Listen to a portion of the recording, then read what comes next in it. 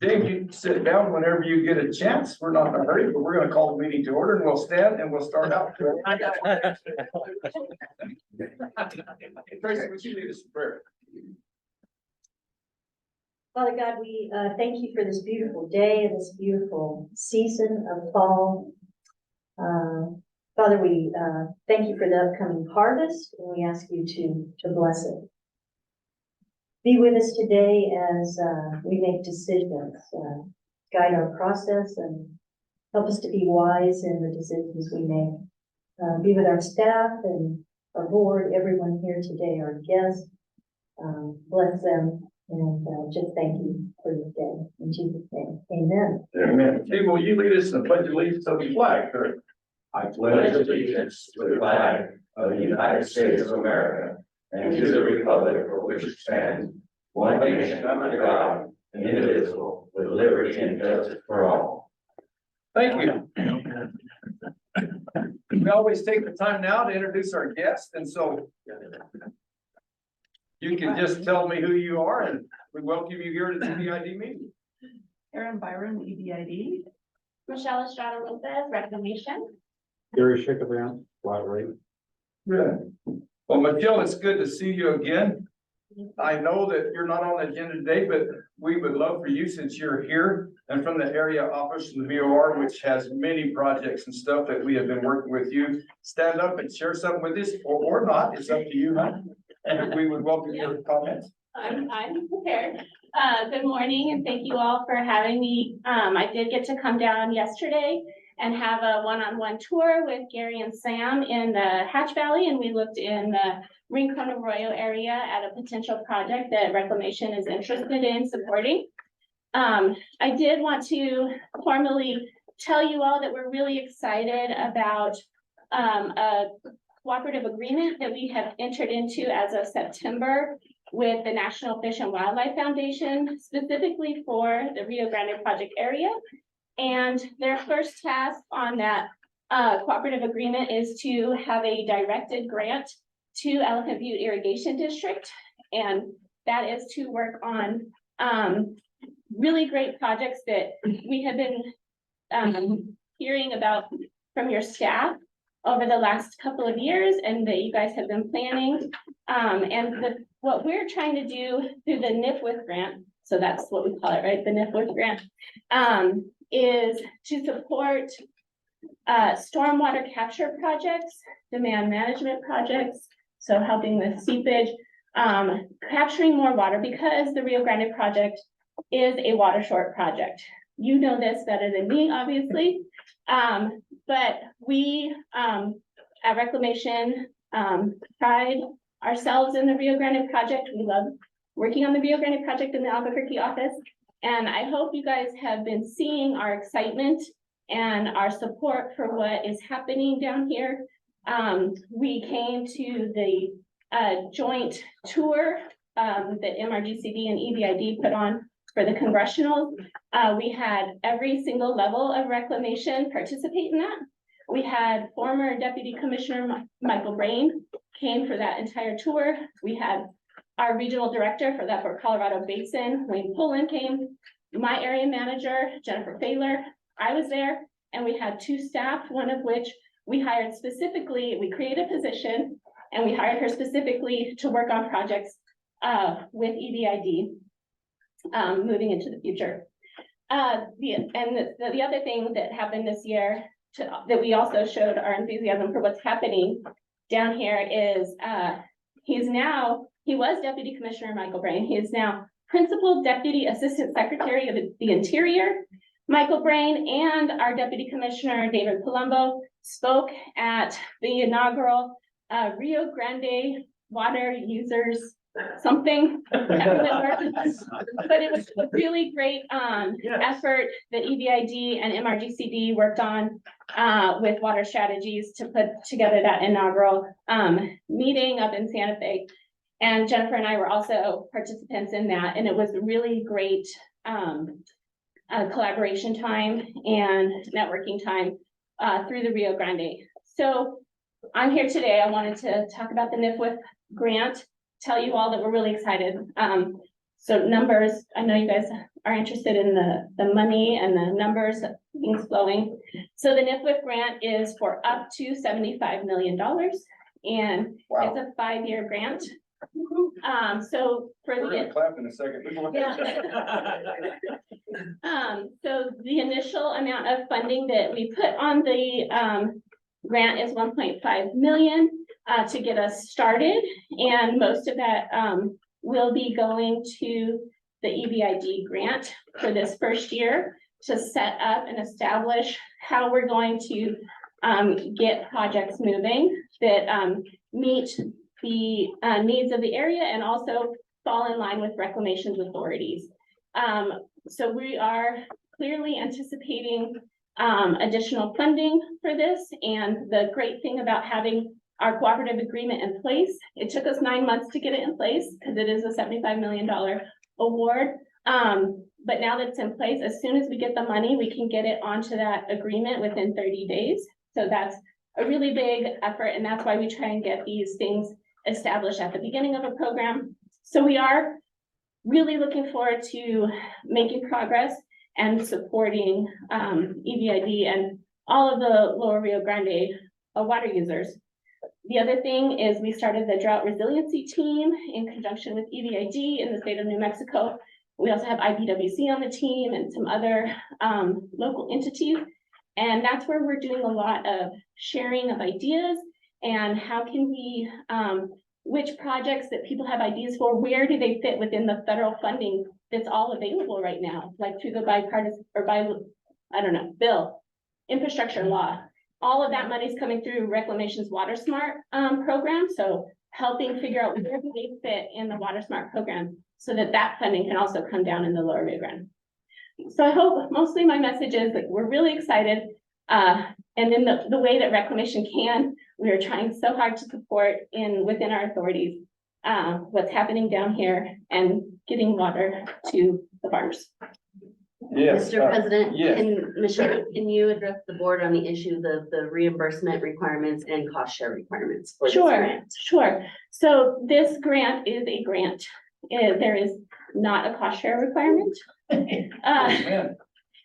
So what we are working on right now is a 3-party memorandum of agreement with EBID and National Fish and Wildlife Foundation about how we're going to work together.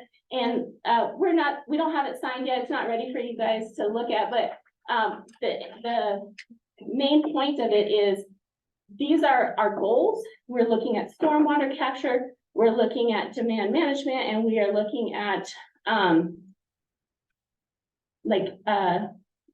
what is it? Desal, like saline types of water and how we can support the basin. And there's no financial obligation for EBID in that agreement. It's just that we're going to collaborate and work together. And you guys are going to be partners with us in coming up with this process to get the funding out into this basin. Well, Michelle, I can't tell you how much we appreciate your concept of working across all different spectrums of people and departments. And you know how difficult all that can be and how sometimes they polarize with each other over something that's a value of 1 on a 20 value project. But you guys have looked through that. You've helped us. I can't tell you enough how much we appreciate your effort and your area office effort to work together collaboratively with all these different agencies at a degree of professionalism I haven't seen in a long time. Thank you. And we're going to clap for you.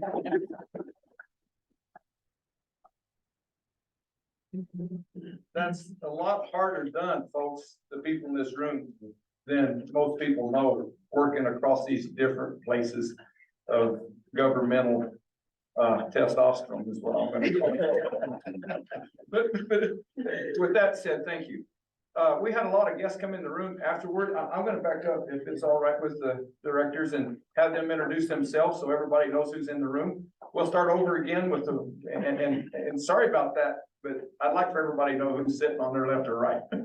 So if y'all are reintroduce yourselves here, guys. Karen Byron, EBID. Good morning, sorry for being late, Mr. Chairman. Mike Riley, Office Statement. Jeremiah, I'm also from the state engineer's office. Michelle Estrada Lopez, Reclamation.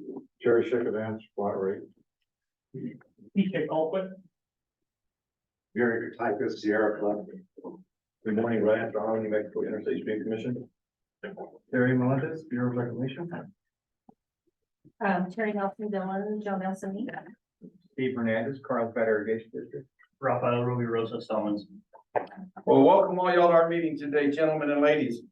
Mr. President, did you introduce online guests? I have not. Anybody online wish to be introduced as guest? We need your name, please. I'll start. James Narvaez, host of the Irrigation District. Bill King, EBID. Anthony Cullen, New Mexico Department of Agriculture. There's also Cheryl Smith, the Office of State Engineer, and Tom Phillips. Thank you. All guests have been introduced. Next is the approval of the board minutes. Have y'all had a chance to review the minutes? Do we need any additions or corrections to the minutes of October 11th meeting? Been a 1 year, so I did. Seeing none, all those in favor of the minutes being passed, signify by saying aye. Aye. Those opposed, same sign. Motion carried. I'm sorry, who motioned in second? I apologize. Okay. I did not see it either. He motioned it. Okay. James Sullivan motioned, and I believe Cal seconded, or Tracy. Or go ahead, Frank Paul. Okay, thank you. Sorry about that. We good? Yes, sir. Next on our agenda is the calendar of event. Mr. Eslinger.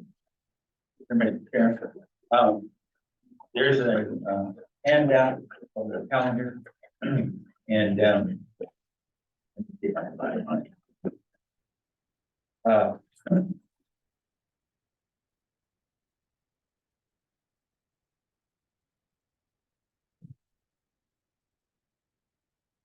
And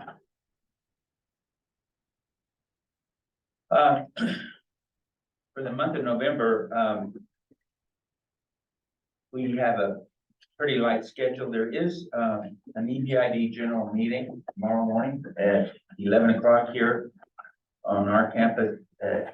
And all board members are invited to a luncheon that we give every year to our employees. And so that will be start showing up around 11 o'clock, and we'll serve catered lunch to our employees.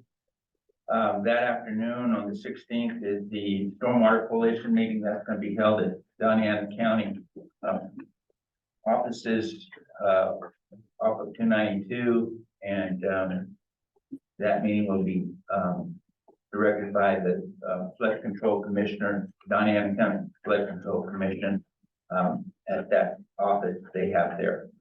The following week, we're off the 23rd and 24th for Thanksgiving, and we'll end the month with not much on the calendar other than doing regular business.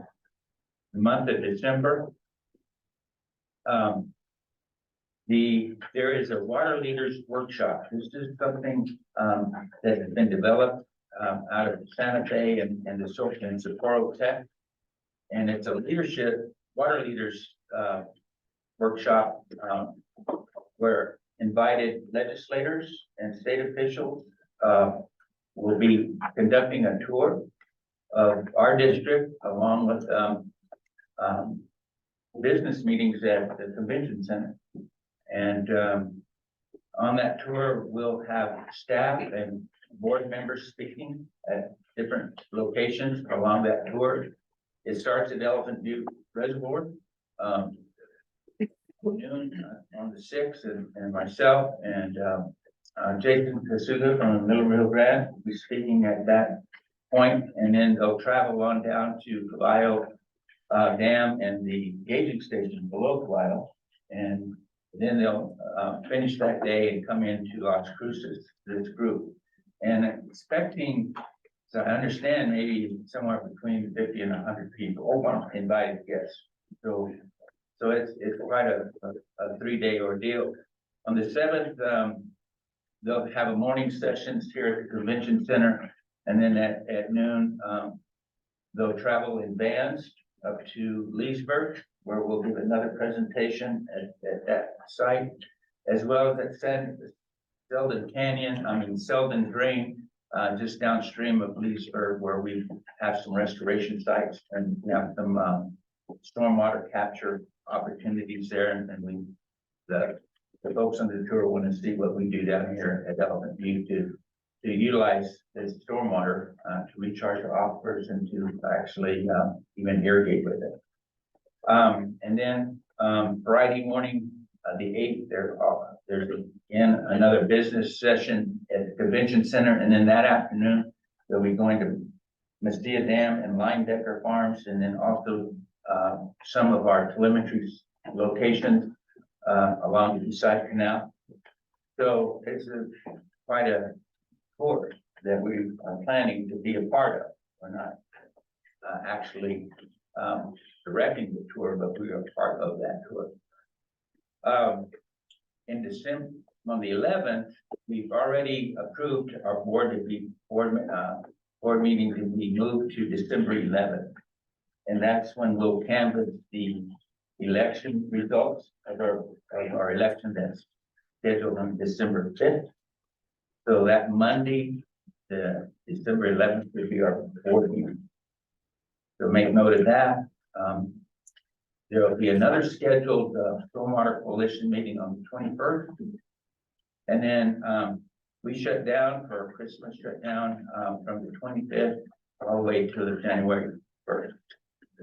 And so just want to highlight those, Mr. Chair.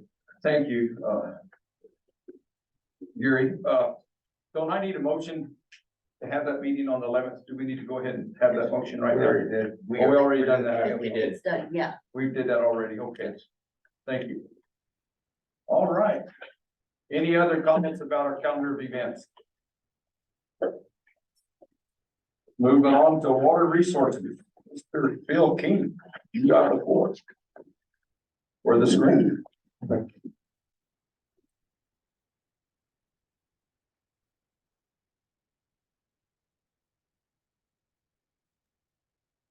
Okay, pardon me, can you hear me? Can you all hear me okay? Yes, sir. Okay.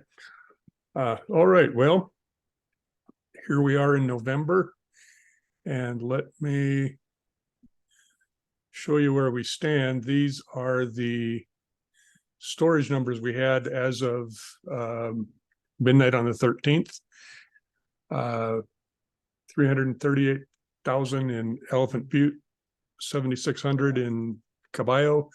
Recall that the Bureau of Reclamation is drew Caballo way down to do some maintenance down at the outlet there. So we're quite a bit lower than the typical off-season pool in Caballo. We have 159 acre feet of credit water, and that's associated with Colorado's small credit balance. No San Juan Chama water just yet. So we have 346,000 of usable storage. That is all of the physical storage less the compact credit water. Not releasable is a lower number than we typically have. And again, that's because we pulled Caballo down. Normally we would reserve 12,000 acre feet to leave in Caballo, but due to the maintenance operations, they pulled it down below that level. Final number on our release. And when I say final number, let me put that in quotes. It's not final in the sense of being cast in stone just yet, but that's what we have for our official release from Reclamation for Caballo, 547, 721. And so we were looking at a seasonal supply of about 877,000. Right now, we'll take a look at the river, but we're getting about 1,000 acre feet per day into Caballo. And that is water that the state of New Mexico is moving from Abiquiu through Cochiti down. As of November 1st, they started, or November 2nd, they started pushing that water on down to Elephant Butte.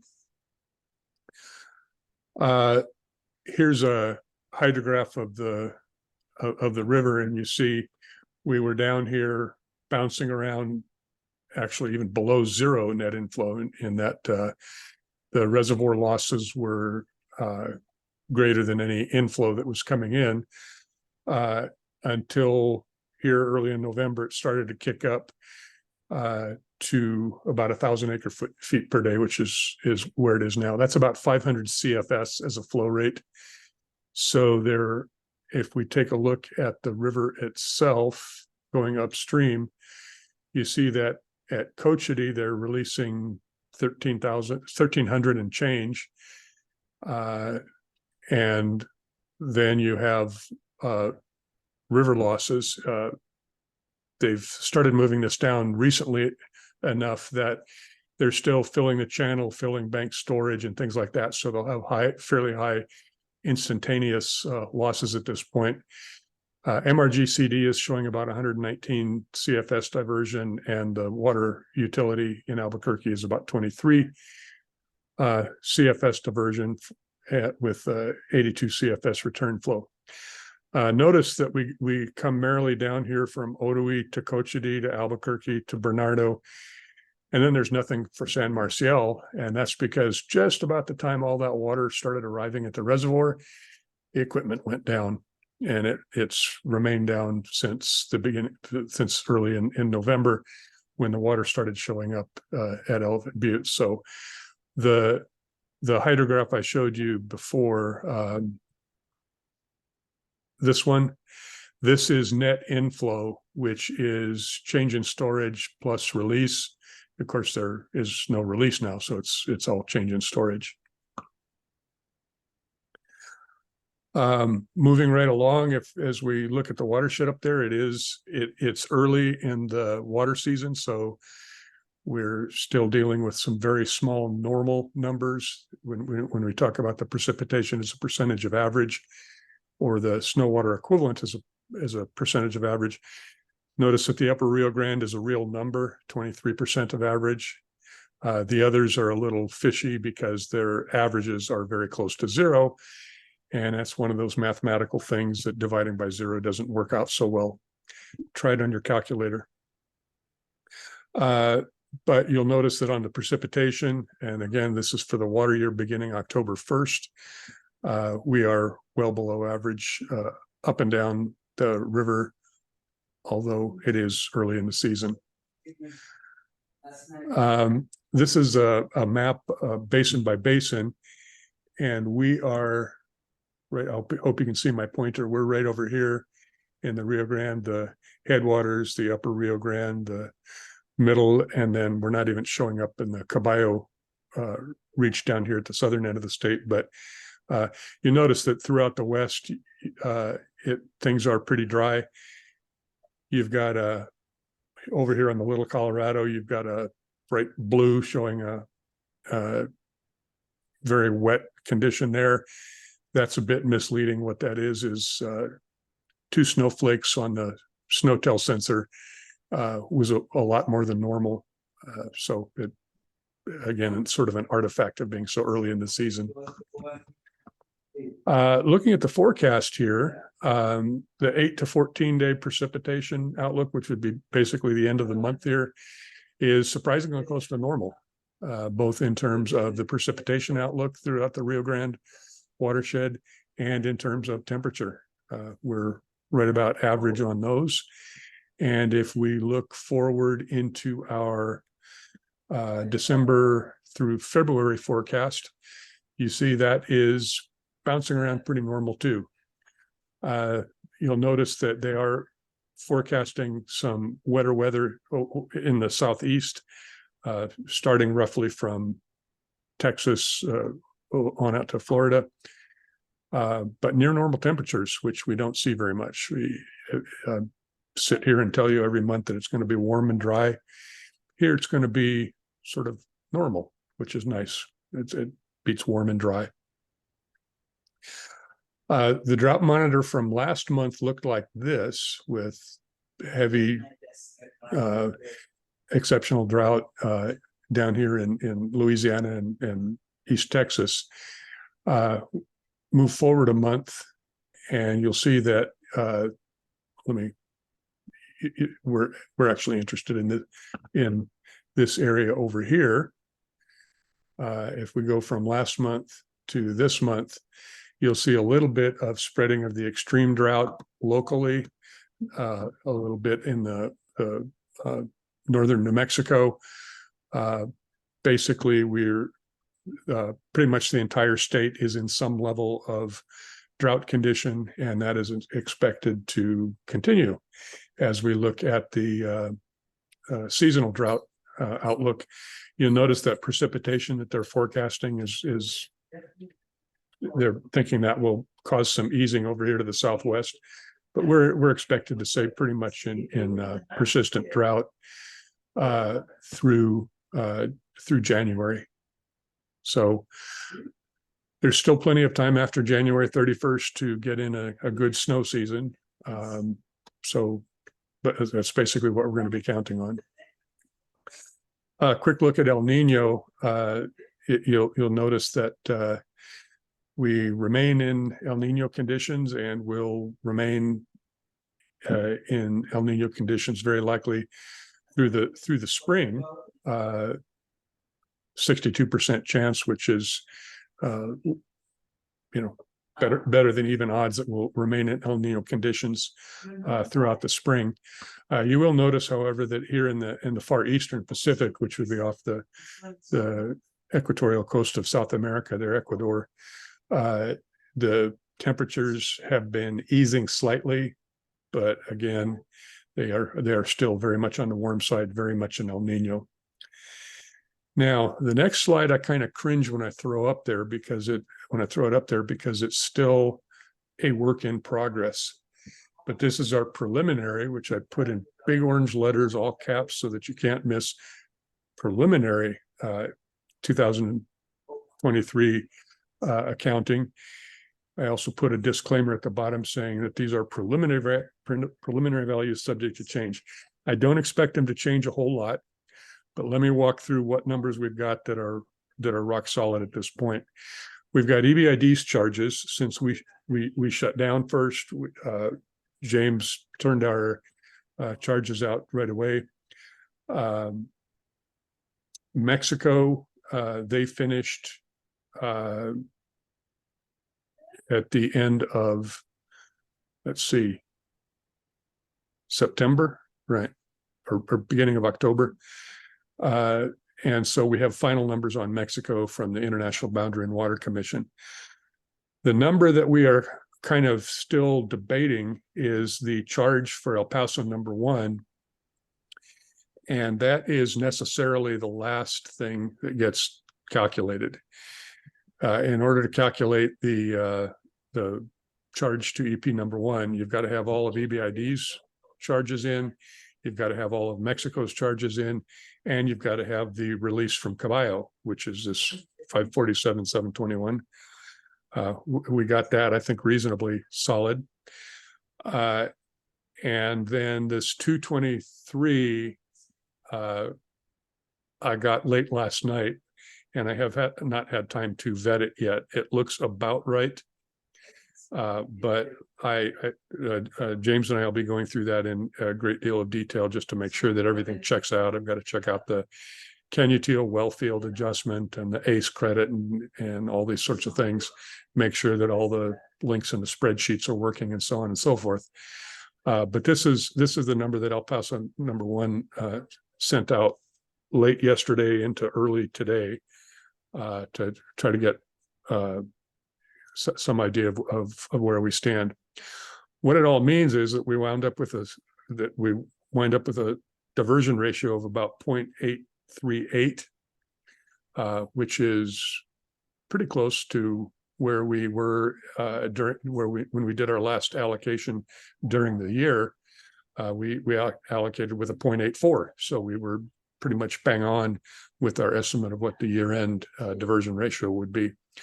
I will tell you that it is a mix of skill and dumb luck, and I won't say how much of which contributes more to it, but we were pretty much bang on with the diversion ratio at this time. What these numbers suggest then would be that EBID would carry over about 48,000 acre feet, and That is equivalent to an allotment of about 3.5 inches. That's a 2013 kind of a allocation to EBID. EP number one has about 230. And if you recall, in the previous couple of months, I've been saying that they're going to come close to spilling. If they do spill, if there's excess carryover that transfers into our account, it won't be very much. Well, this 230, their threshold for when they start spilling is 233,000. So they just dodged a bullet. They did not spill, but they have an essentially full carryover account going into next year. What that means is that they will probably come on earlier. And I believe, Gary, you had a statement from EP1 that they would be coming on in March. Is that right? Gary? Yes, sir. Okay. Coming on I've not I've not asked about it yet, but I'll certainly do that in the next few days as we work through these numbers. We'll start to see what people are wanting to do for next year. With the levels of storage that we have right now, we're going to be waiting for spring runoff again, which is, an unfortunate situation that we never seem to have enough in storage to really get a good season going early on. But we'll be monitoring the snow, and as it comes in, our allocation will build. So that's where we are at this point. Again, I've rounded these numbers to the nearest 1,000, and that's to reinforce the fact that these are preliminary and not to be taken to the bank just yet. But 48,000, it's better than nothing, I guess, going into next year. So there's 3.5 inches essentially in the bank. What I will suggest then, well, let me run through the conclusions. By the way, this is the river channel down there by Borderland. And this is a reach that IBWC cleaned out 2 years ago. And already you've got the vegetation reestablishing itself, and you can just see the cycle beginning. First, you get these reeds growing in, which will stabilize the islands, and the woody vegetation will come in, and the whole cycle starts over again. But anyhow, as I mentioned, they're moving water down to Elephant Butte. So in November, December, we'll pick up something on the order of 100,000 to 120,000 acre feet in reservoir storage from that move. So we should have that in for allocation by probably January allocation. Fairly neutral forecast, although things are looking a little dry right now. And as you saw, most of the state is in some form of drought. The forecast is looking fairly neutral. The fairly significant carryover, I just estimated about 48K. And we are certainly going to be waiting on snowpack once again. So if I had to say where we're going to be next year, I'm thinking in the 8 to 12 inch range still.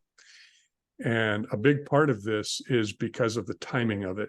We could wind up in a situation where, much like we did this year, where we basically lock into a release strategy before the snowmelt runoff is complete, and we run according to plan then, and wind up with some carryover.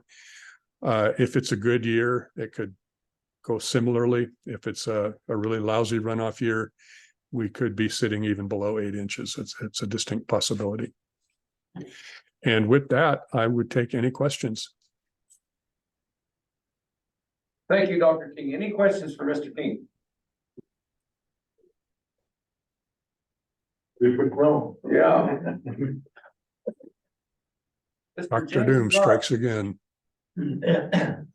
Thank you, Dr. King. My pleasure. Mr. James Navarre, do you have anything to add to our water report? Good morning. Not too much to add to Dr. King's report there, other than as soon as we do get the final data kind of situated, then I'll be able to give a end of season recap, so to speak. But right now we just have preliminary numbers, and we'll just have to wait until we get everything finalized. But other than that, no, I do not have anything else to add. Any questions for Mr. James Navarre? Director. I look pretty huge on that screen. Whoa. Hey. Now I They feel say yeah, live big or go home, James. You're living big. Thank you. Thank you, sir. Thank you very much.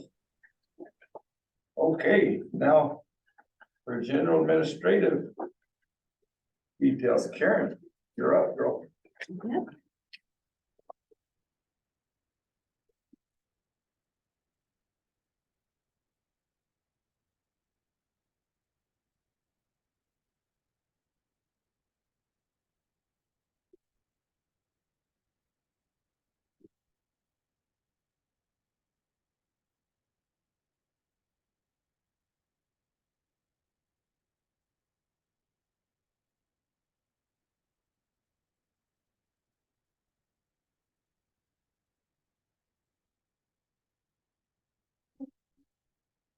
it again.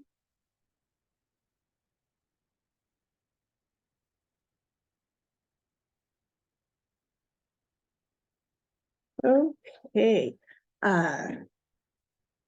members of the board, here is your financials in the color.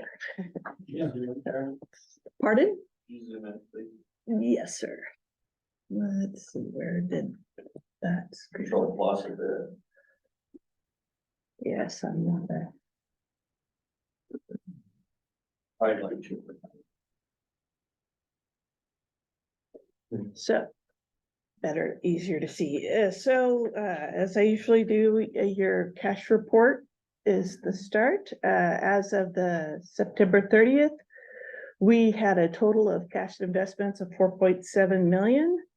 And we were doing well, and that this was about 1.4 million more than we had at this time last year. Some of that is just timing of spending on larger projects and capital.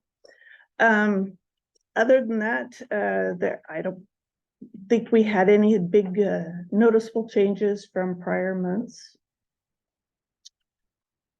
For the budget to actuals, it's the revenues and the payroll kind of make this hard to see, but the revenues for the assessments were about a little bit over budget. The expenditures on payroll were under budget. Most of that was because we had some vacant positions. Everything else was fairly close to what we expected. It is easier to see on the handout that you have and on this screen that shows just the expenditures. I do want to comment that the difference between budget and actual on the maintenance and the heavy equipment is because I have moved the expenses to construction and progress and to capitalized, which means that they are no longer expenses and they're showing up as assets. So this difference here does not mean we didn't spend the money. It just means it's not reflected here at this time. Other than that, we have most of the categories are showing that they're under budget, which would be to be expected at this time. Your payroll is showing up on this screen because if I put it on this one, it makes everything very hard to see. So that is your September financials. I can stand for questions on September. I have Go ahead, Joel. So I was just gonna make one statement related to kind of the salaries and wages. Right now, as you guys currently know, I think I've mentioned it before, there's 25% open positions. This is a large number of turnover across all three districts. And excitingly enough, to announce that, Karen did a great job here, but will be fully online with the new model in the next board meeting. Karen's been doing a great job getting together, tracking the departments by actuals. I'll have the budget actuals model automated and finalized by Friday this week. So she kind of put all that system together for us. So, you guys could, you know, give Karen some praise. You've been working really hard for me on that. Good job, Karen. Yes, Tracy. Mr. Chairman, so this is new, what we're looking at, right? And so is this, I have a question for you all. Is this the new software that we're using or what? No. Tell me what's different about the way the information is being presented. This, go ahead. So what I did is, we started converting to the departmental reporting to see how it was gonna go, and the old reports were not set up to be able to do that. So I put it into a straight graphical representation, but it is not yet in the new model that Joa has done. The next time you get a presentation on your actual budget, it will be in the model format. So this is kind of like an interim graphical representation instead of your regular lots of numbers financial Yeah, statements. no, I appreciate it, and it's very easy to read, it's very easy to see where we are, and I just wanted to acknowledge that it's something new that we're looking at our meeting, so thank you for that. Sure. And also, too late to put it in the board book, but I got it available for you for this meeting or the October. That's the other handout. That's the other handout, yes, is the October financials. These are still in the that didn't work. But yeah. Oops, that didn't work either. Gotta be careful, those tricky fingers.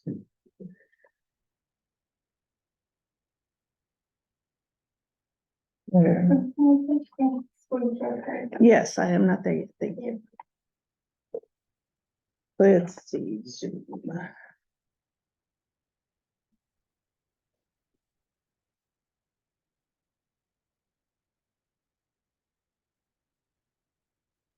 So these are your preliminary October end of year financial statements or financial information. Actually, they're not statements. So that you can have an idea of where we are for the end of the year. There's a lot of things that are going to change between now and when they're published in the audit. There's accruals that are missing, there's updates that are missing. But by and large, for right now, this is where they're at. The cash at the end of October was about 3.94 million. Again, this is ahead of where we were last year by about 1.5 million. Some of this is we have some payables and some pipe orders for the projects that we're starting working on now that we're in maintenance season. And some of those pipe orders are expensive. So we will keep that in mind. But other than that, you can see in general, we're doing pretty well compared to last year or comparable. Unfortunately, I don't think I can change pictures. This is the same graph for October. Again, the rest of the expenses look small because there's your assessments are here and your payroll is here. Of course, payroll is our largest expense.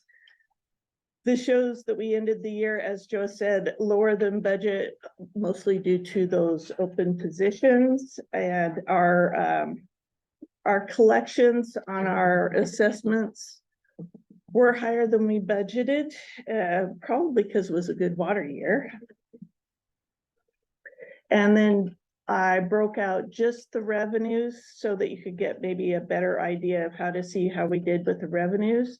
We have not received our grant proceeds yet. I'm still working on getting past the requirements needed to get those requested.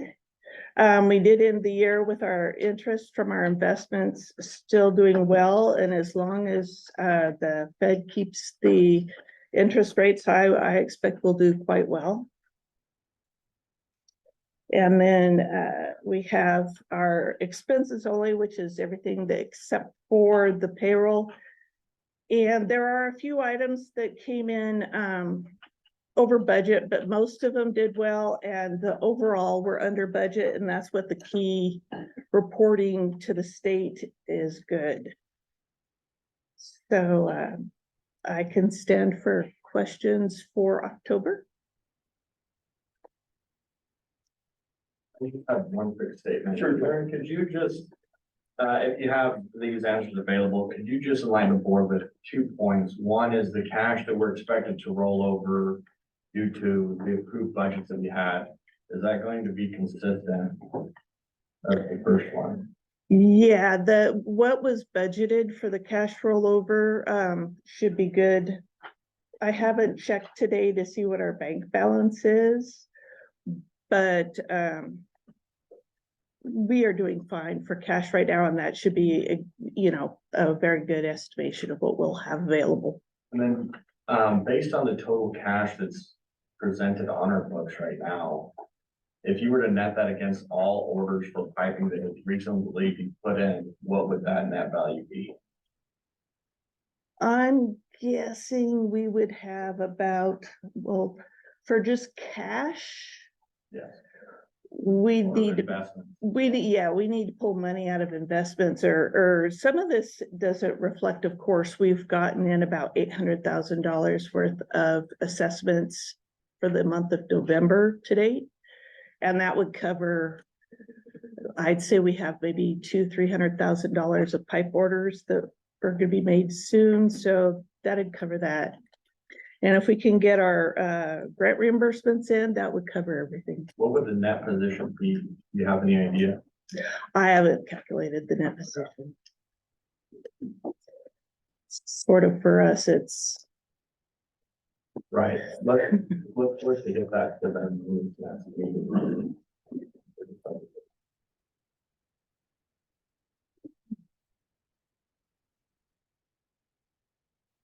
Any other questions, Karen?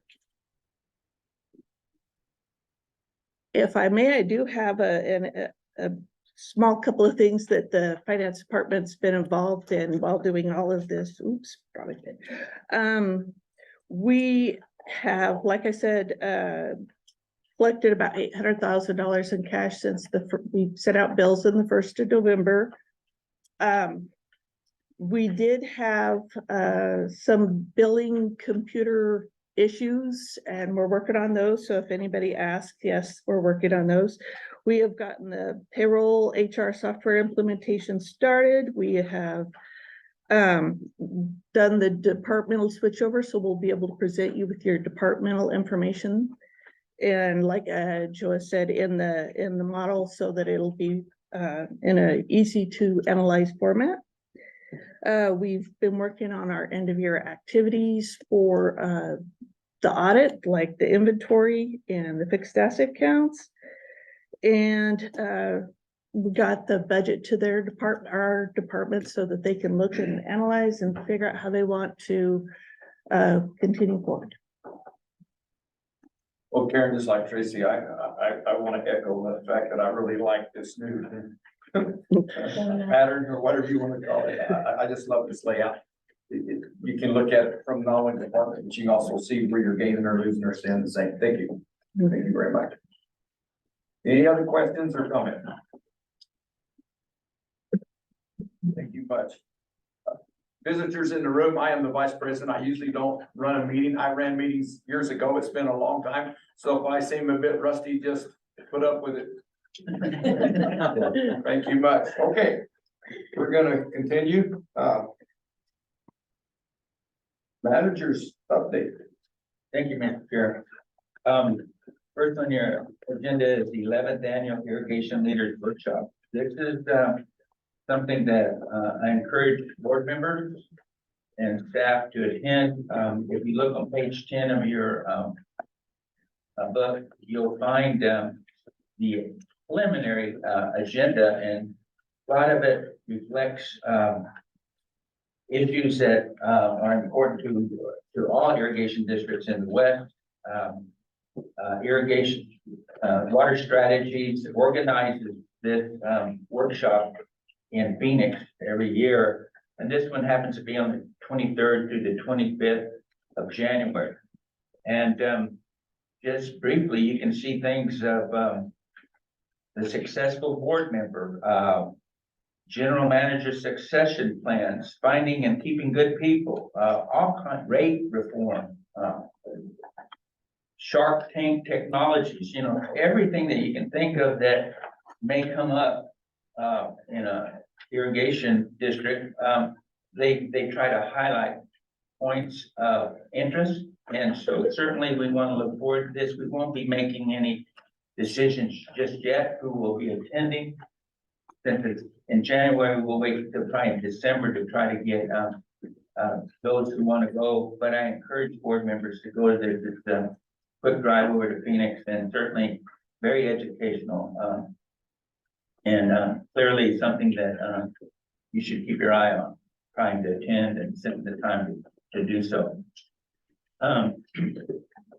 The Water Leaders Workshop, I pretty much talked about it already this morning. That's on December 6th through the 8th, and Greg Davie, our president, will be speaking. Myself and also Patrick Lopez, but our data department, he will be speaking at one of the sites that the tour will be stopping at. So we will be participating in that workshop. Item C, I'm going to turn that over to Naomi. She's been very hard working on our board of directors elections this year, and she just got to brief on some things that she's been doing, and certainly where we stand right now, getting ready for the election. I'm going to turn that over to Naomi.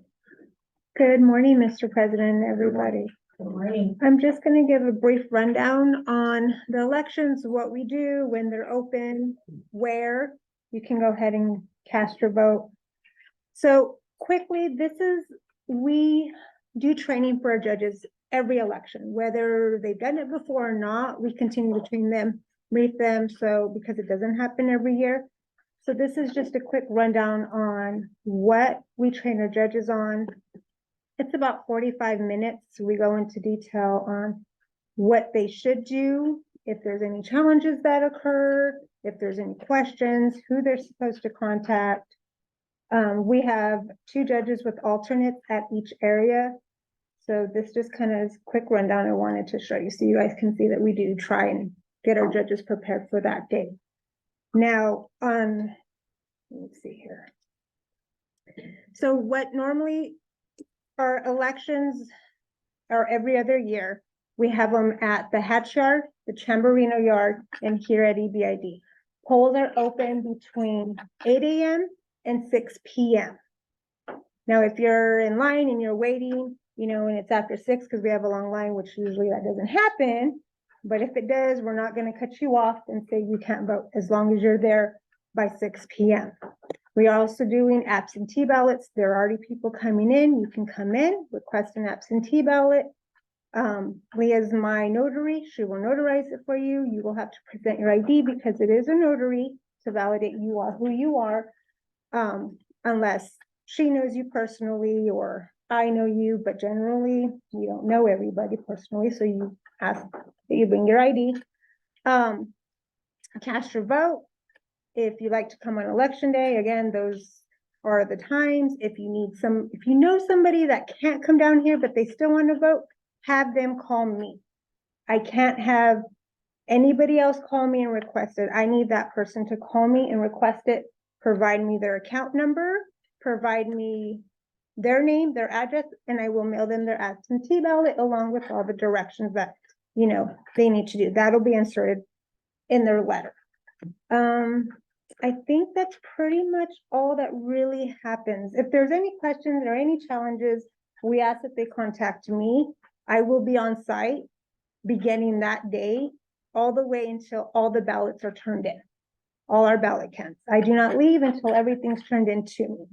So if there's any problems, any questions, anybody can call me at any time. We also have counsel. If there's something that I can't handle, she is my backup that, you know, anything legal that she will handle on her end. And I think that's pretty much everything. Anybody have any questions? Yes, sir, Mr. Steve.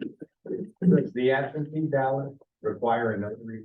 Yes, it is an affidavit, and that's why I said you bring your ID because Leah will notarize it for you. No, if I request an absentee ballot for my wife, I would can need, I sign it at home? I would need your wife to contact me and I will mail it out to her, and it does require notary because it is an affidavit of absentee. So she would need to get that notarized, yes. Doesn't need to be by us. She doesn't have to come in here. She just needs to go wherever a notary is and get that notarized. We have one on our block, so that's. Remember, you're swearing under oath that you are unavailable on election day. Therefore, you're voting early. That's what the statute sets up. So you do have to sign an affidavit. Well, you know my wife, she. She is not available. I know. Darlene definitely is not available. I get it. Okay.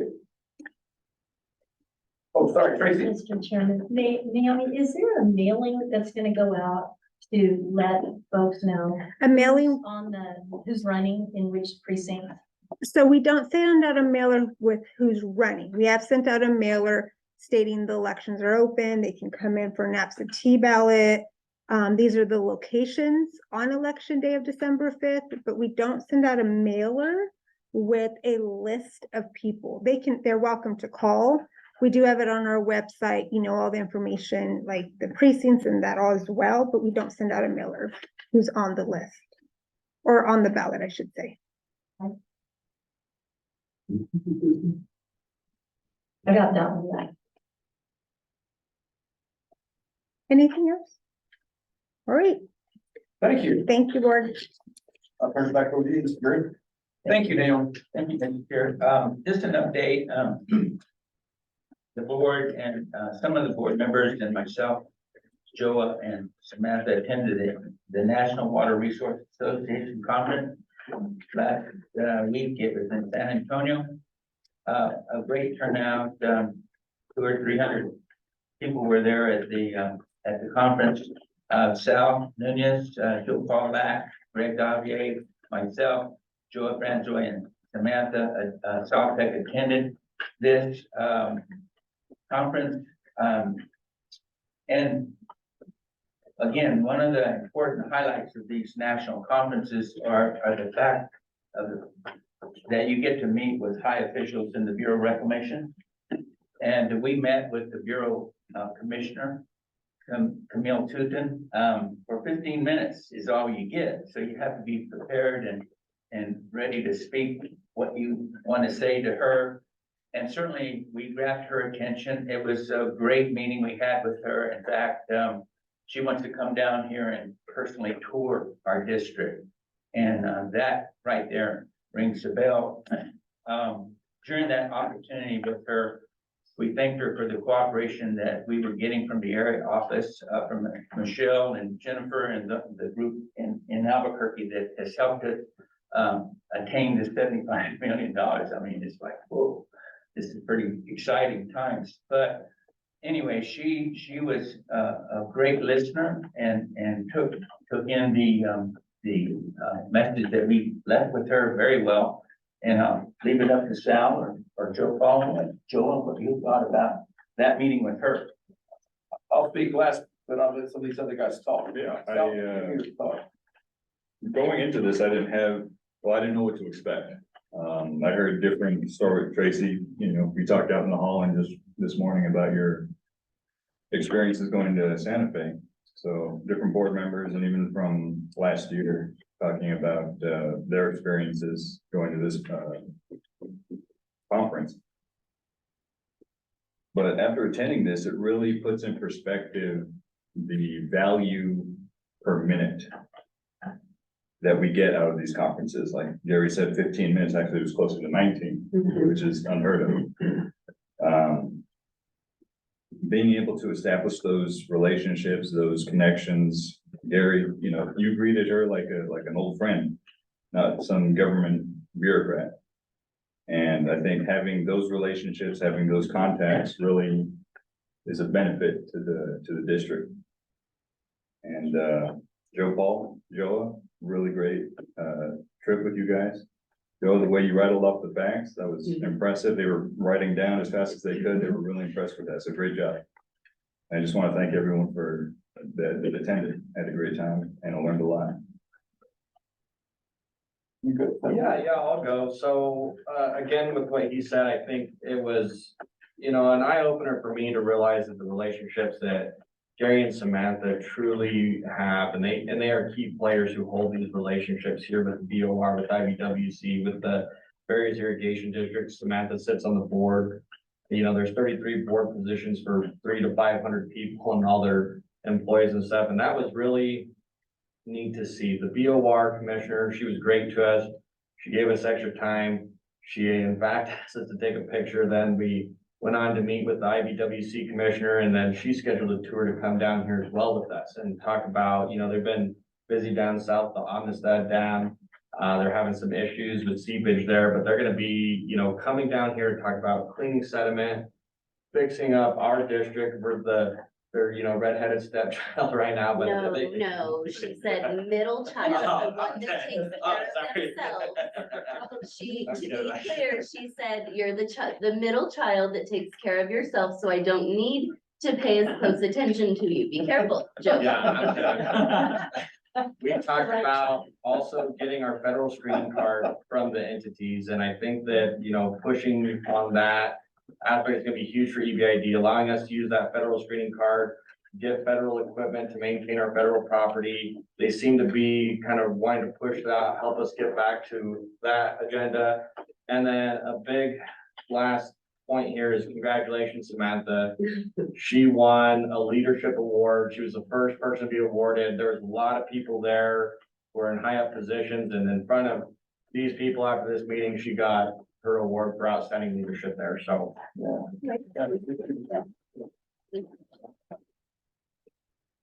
you done, Joel? yep, Thank you. The thing that I brought back from that meeting, from my perspective, this young man over here, Saul Lucas, he's kind of tall, easy to find in the crowd, but in these meetings, all the rest of the directors say he doesn't say a lot, but he put together a program that was shown at that conference. How many of y'all remember a guy by the name of Tom Davis? Yeah, see, a lot of people do.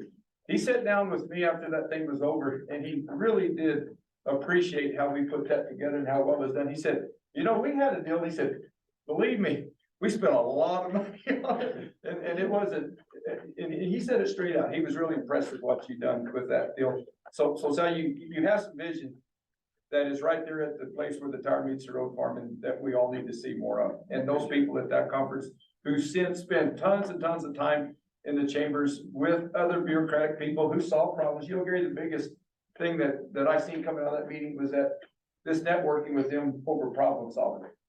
Every district, guys, I don't care if you go to California, if you go to Oregon, you go to Texas, I don't care. There's some problems we have, but there's a lot of common ground in each and every one of those districts. And what we talk about at those meetings is how to solve the biggest problems we have coming down the pike. And guys, you go by a family that looks like they got it all together, you just went by too fast. They got issues, okay?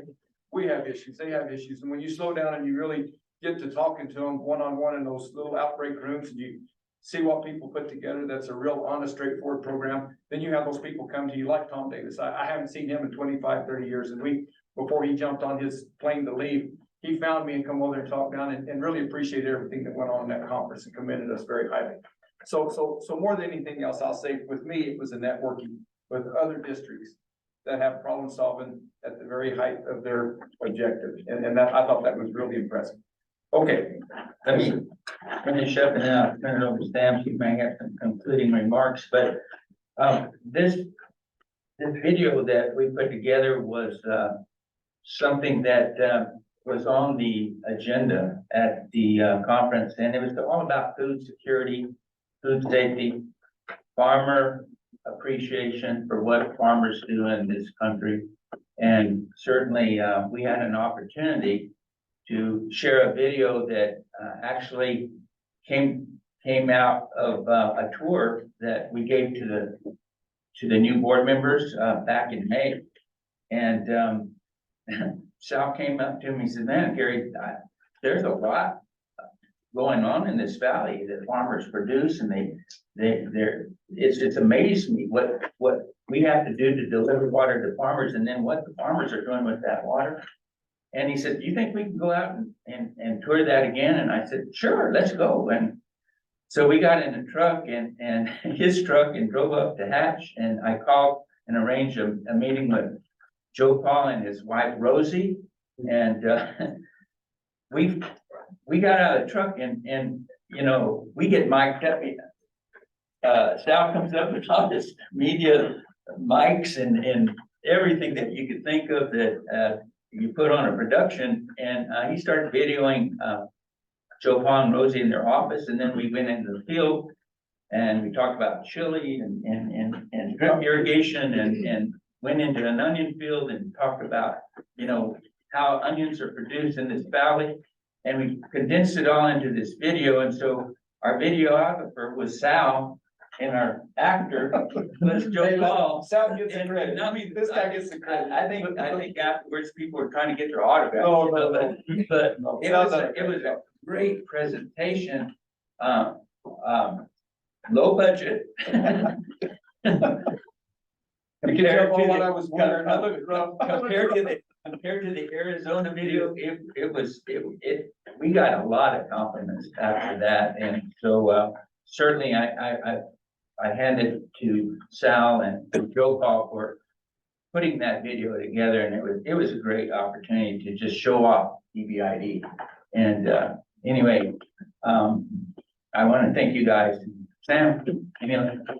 So the food security message that was one of the panels that we set up was an irrigation caucus push on the agenda for the national meeting. And I'm on the board of the irrigation caucus, and what we were talking about was all year, we've been talking about food security. Farmers are under attack. I forward you guys all of the, you know, emails and everything that goes out. Last week, we had 20 farmers in the Imperial Valley specifically called out by name and amount of water use. And the article pretty much read, these certain people use more water than the whole state of Nevada completely. So we've been battling that for a long time within EBID too, because not only do we not produce hay on the level we used to, we still do produce hay. That's our #2 performing crop.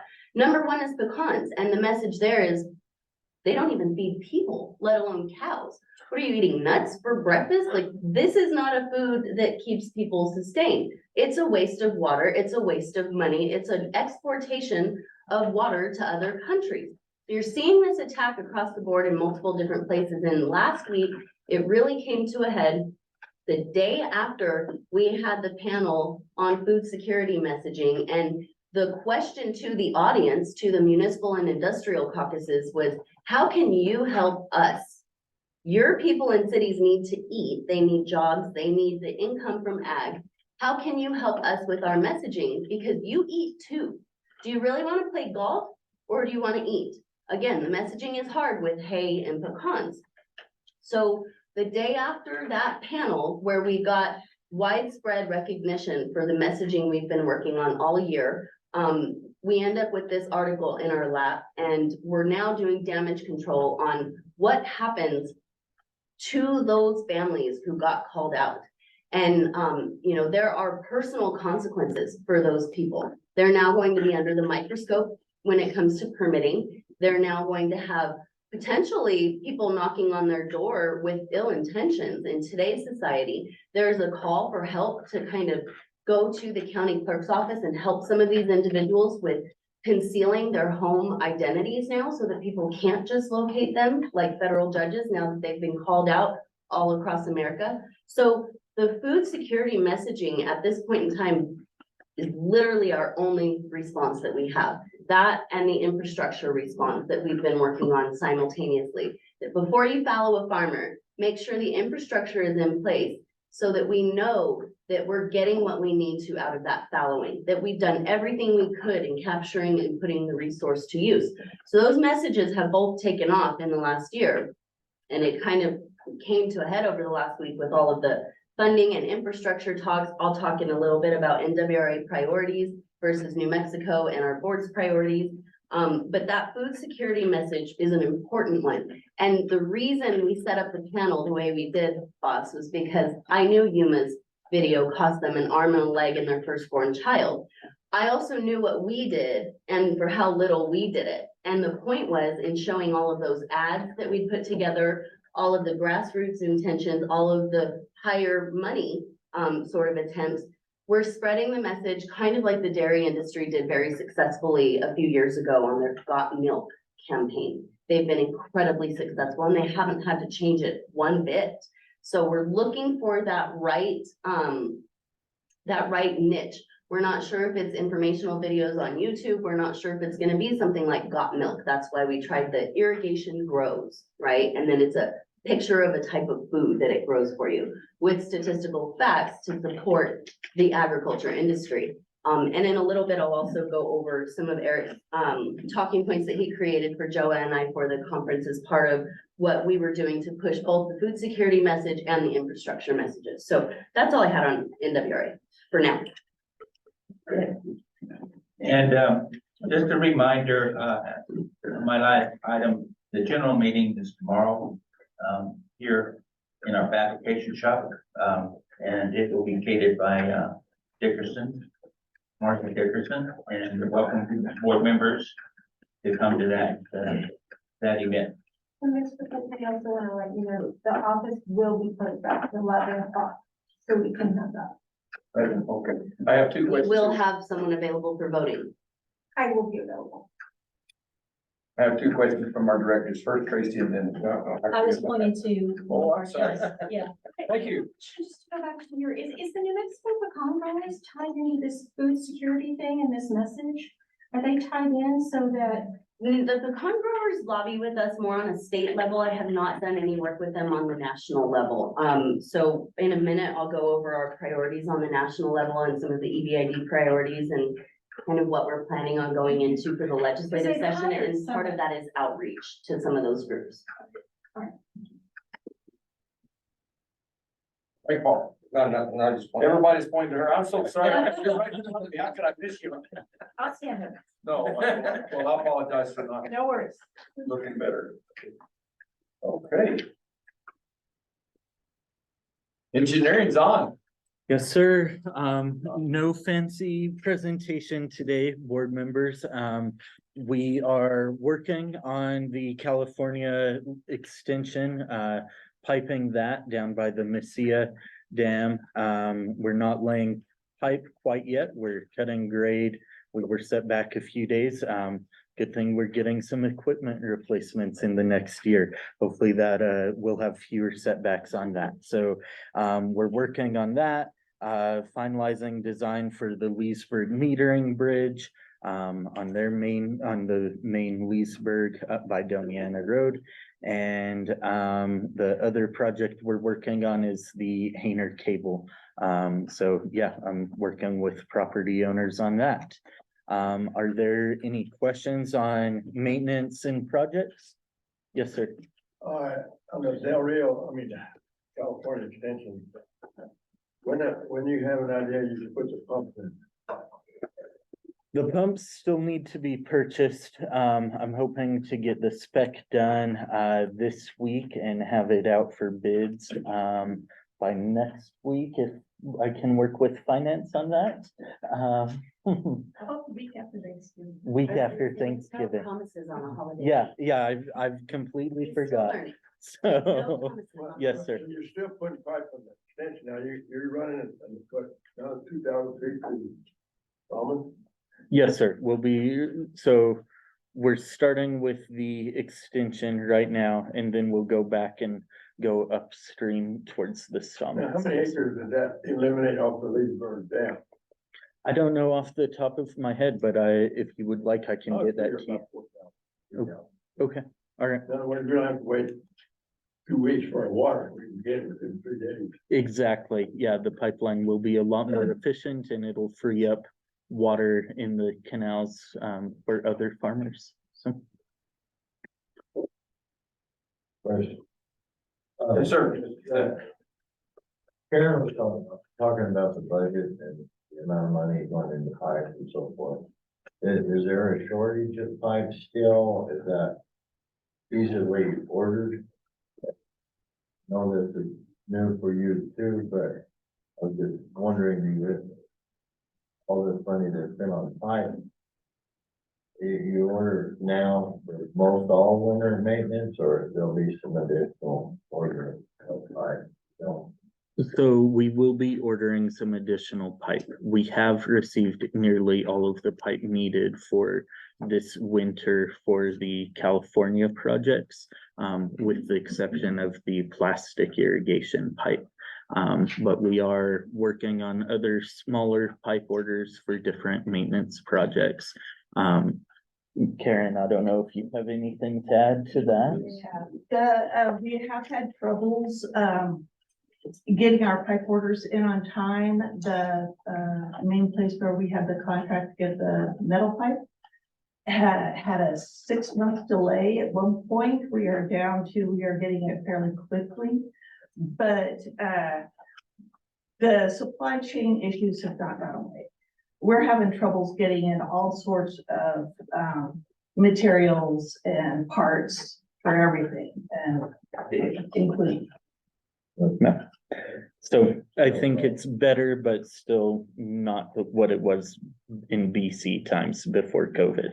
So. All right. Okay.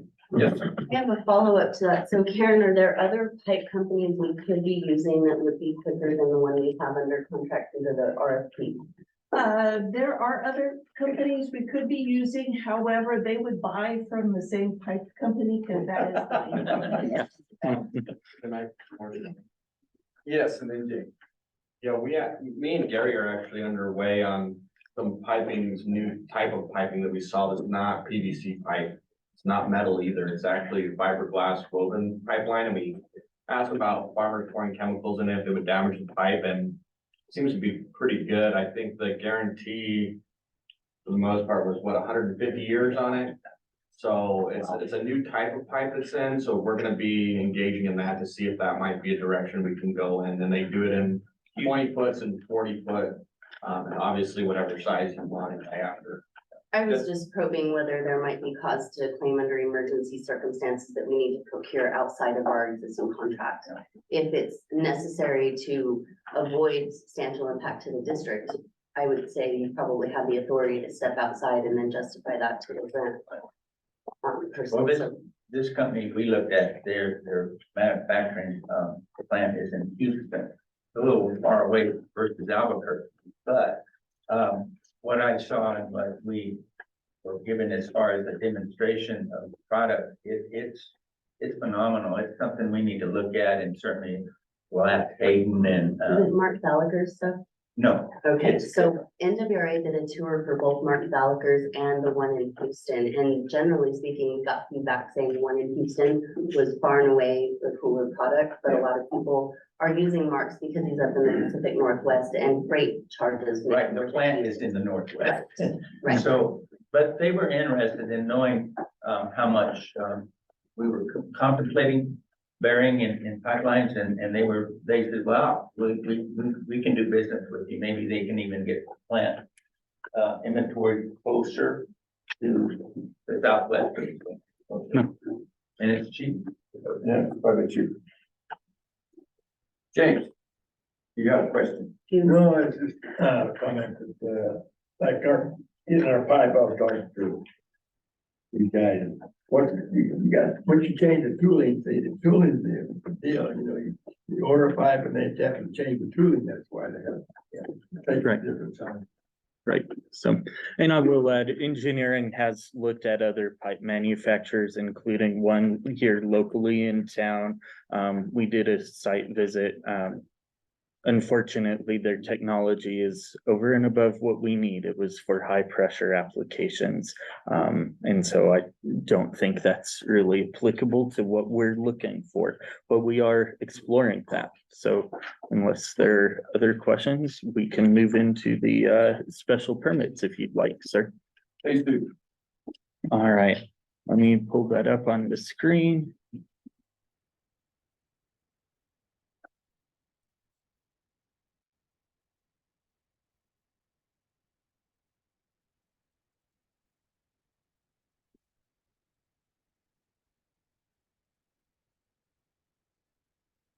All right, so today we have 4 licenses. 3 of them are overhead electrical, and then 1 for a existing vehicle culvert crossing. So the first 3 are the aerial electrical lines. The first one crossing the Picacho A lateral. So you'll see that here. It's El Paso Electric, of course. So that's that first permit off of Shalem Colony there. And then next, another crossing the, this one is for the Messia lateral. And so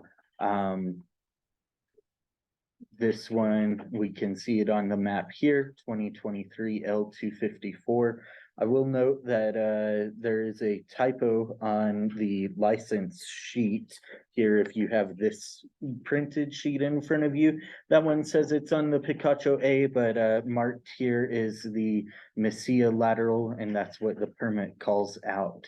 So just know there is a typo on that. So right here next to Highway 28 in Bahia, again, aerial electric line, meeting our minimum 28 foot.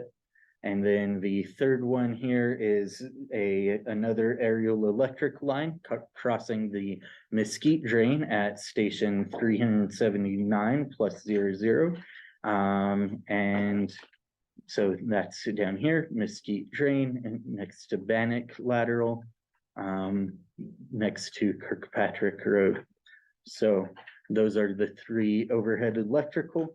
And then last, we have the Moreno vehicle crossing. This is up in the Hatch Valley in Salem. And so construction is already done. This crossing was permitted back in 2012. This is a street view of the property here. And then I'll show you an aerial imagery here. It is the crossing primarily, so this is aerial imagery from 2009 before the last permit was issued. And this is the imagery in 2011 where a house was placed here, and the vehicle culvert crossing is right here headed into that home there.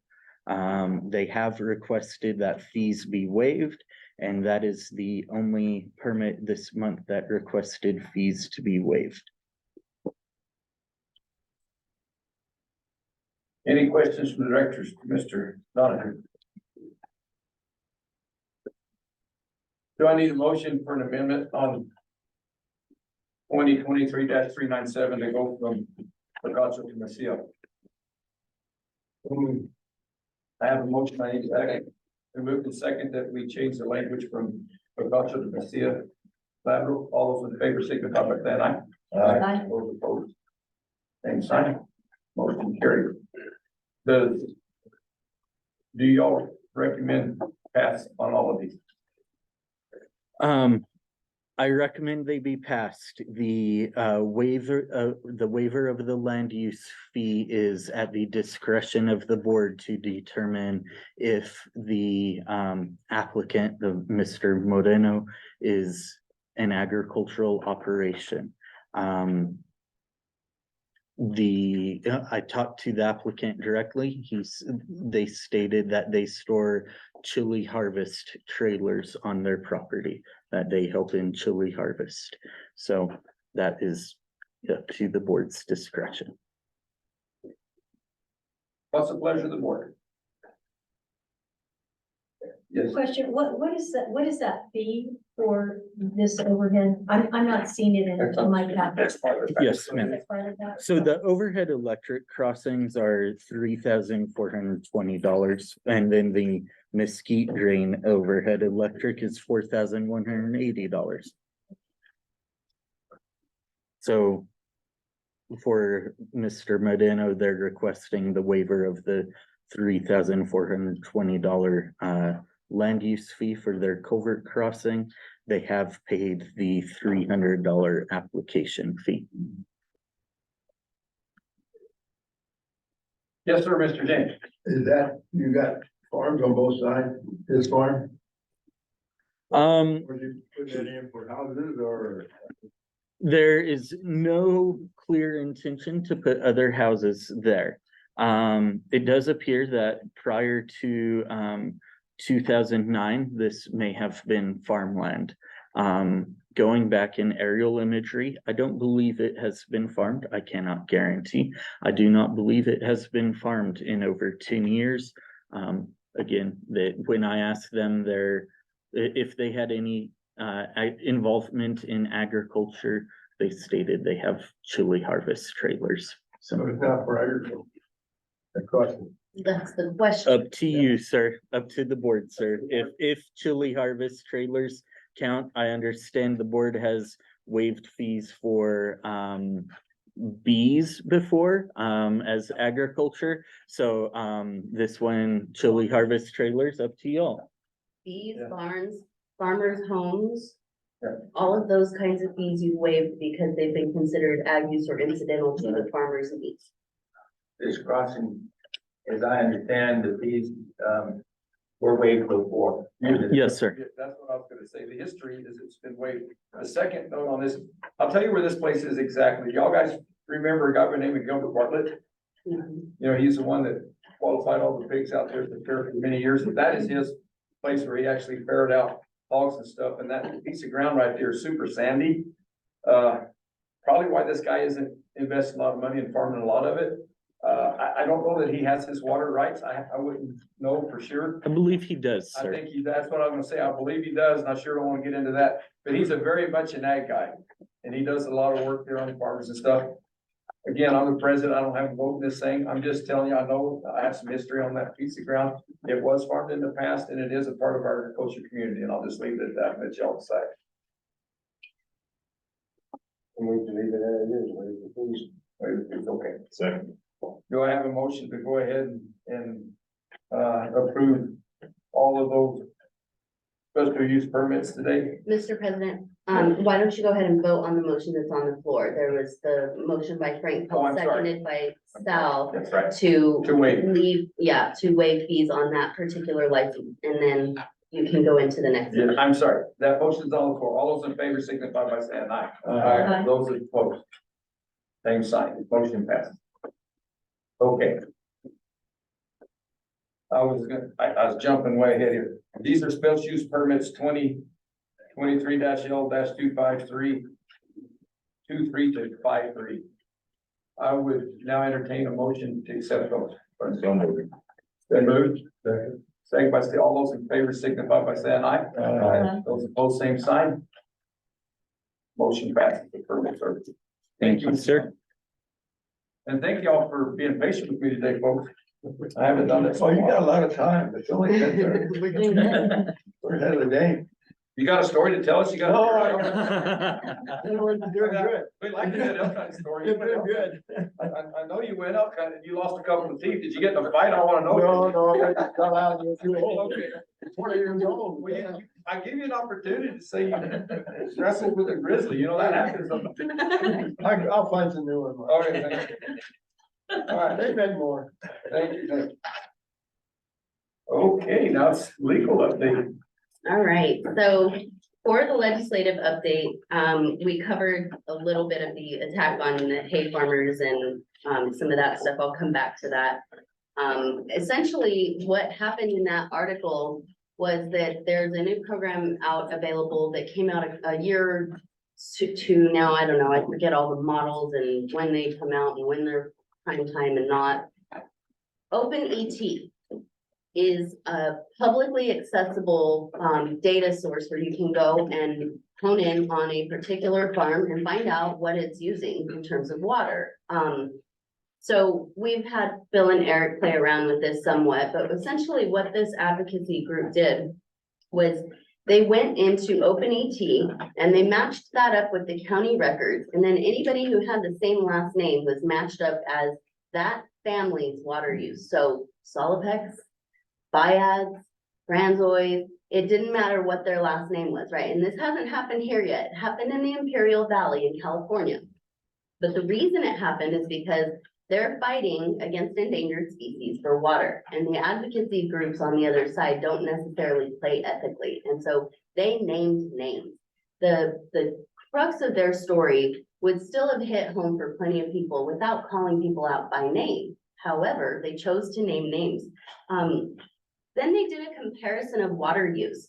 And they said things like, this family uses more water than this whole city put together. This family or these families use more water than this whole state off of Colorado, right? So they're specifically naming names and calling people out.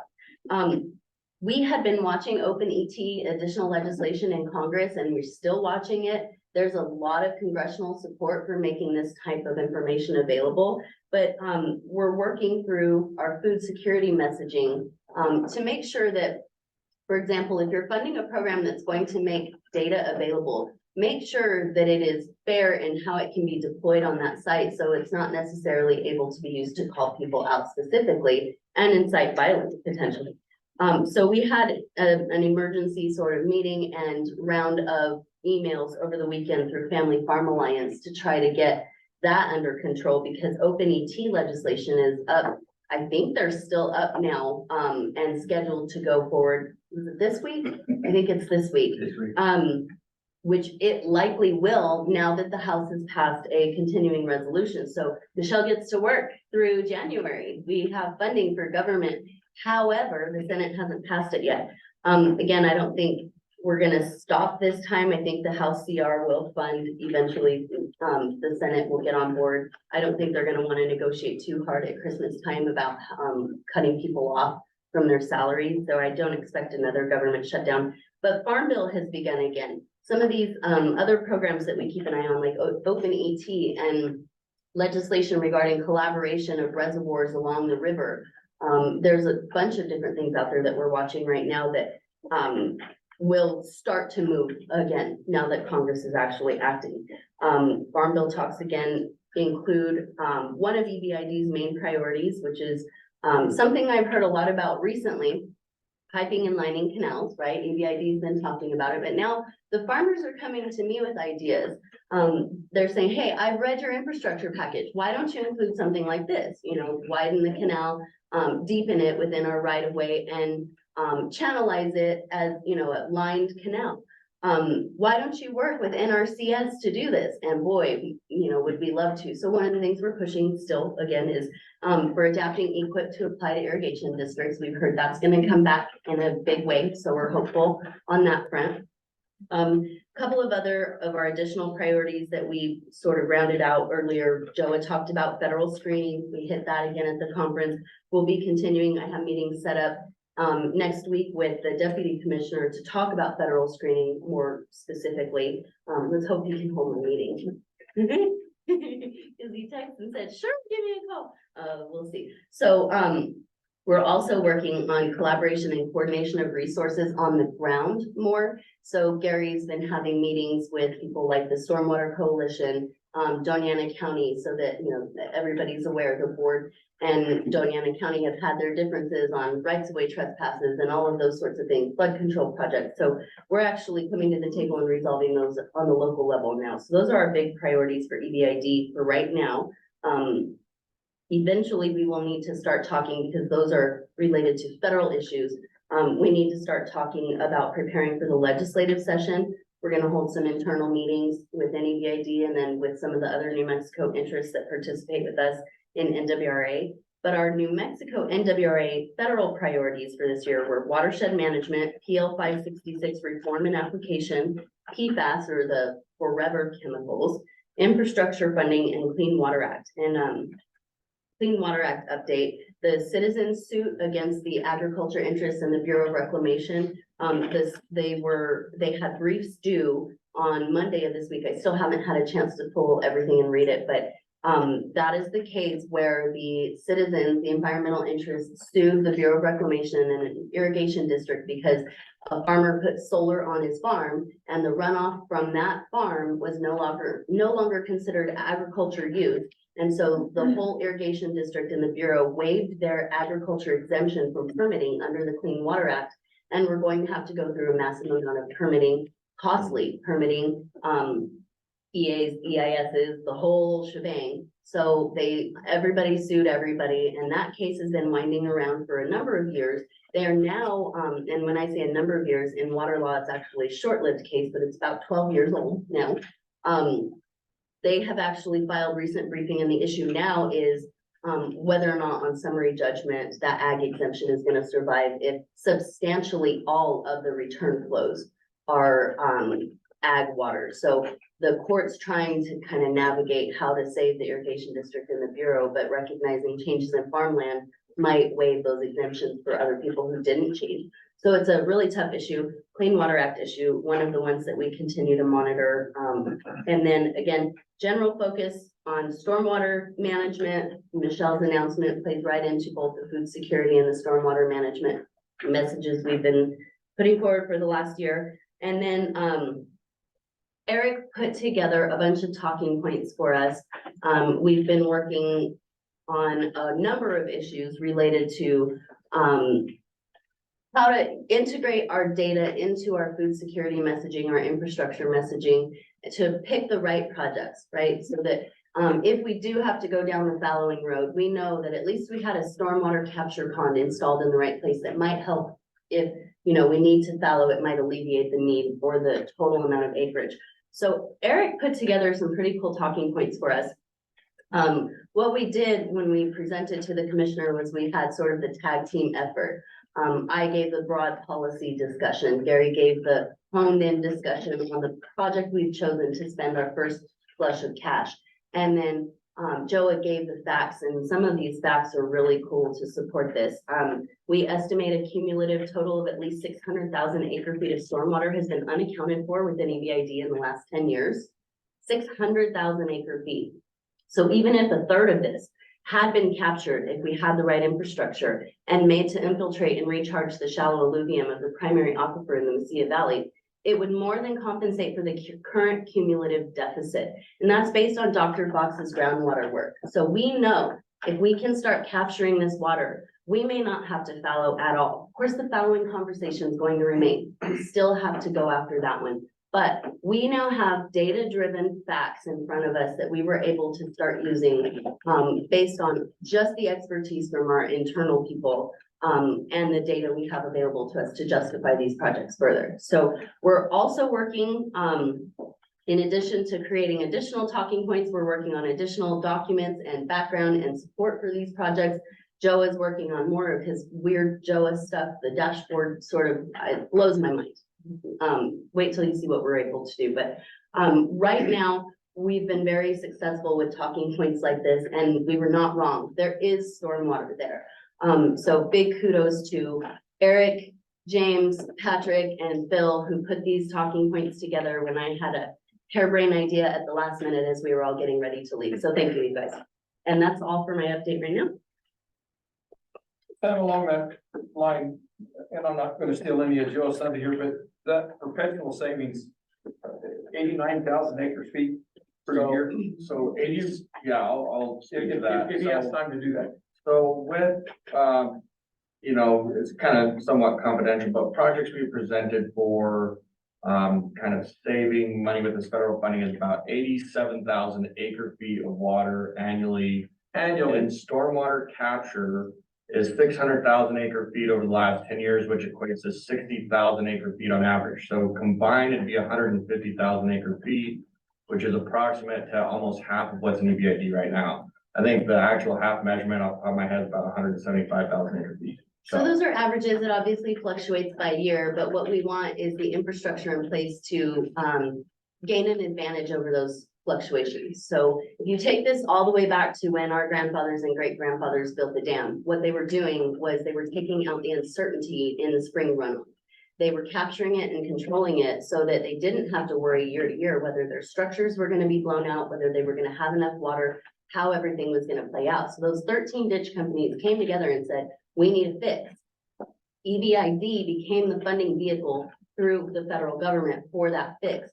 This 75 million and these projects that EBID is proposing with these types of facts backing them up, 385 acre feet of water on average annually saved per mile of piping project. If we can push these infrastructure projects and actually achieve some of these results that we see in the data that are achievable, we will have successfully accomplished something similar to what our great grandfathers accomplished 100 years ago. And there's approximately about 225 miles of pipe to put in. That's gonna be about 205 million if we put it in-house.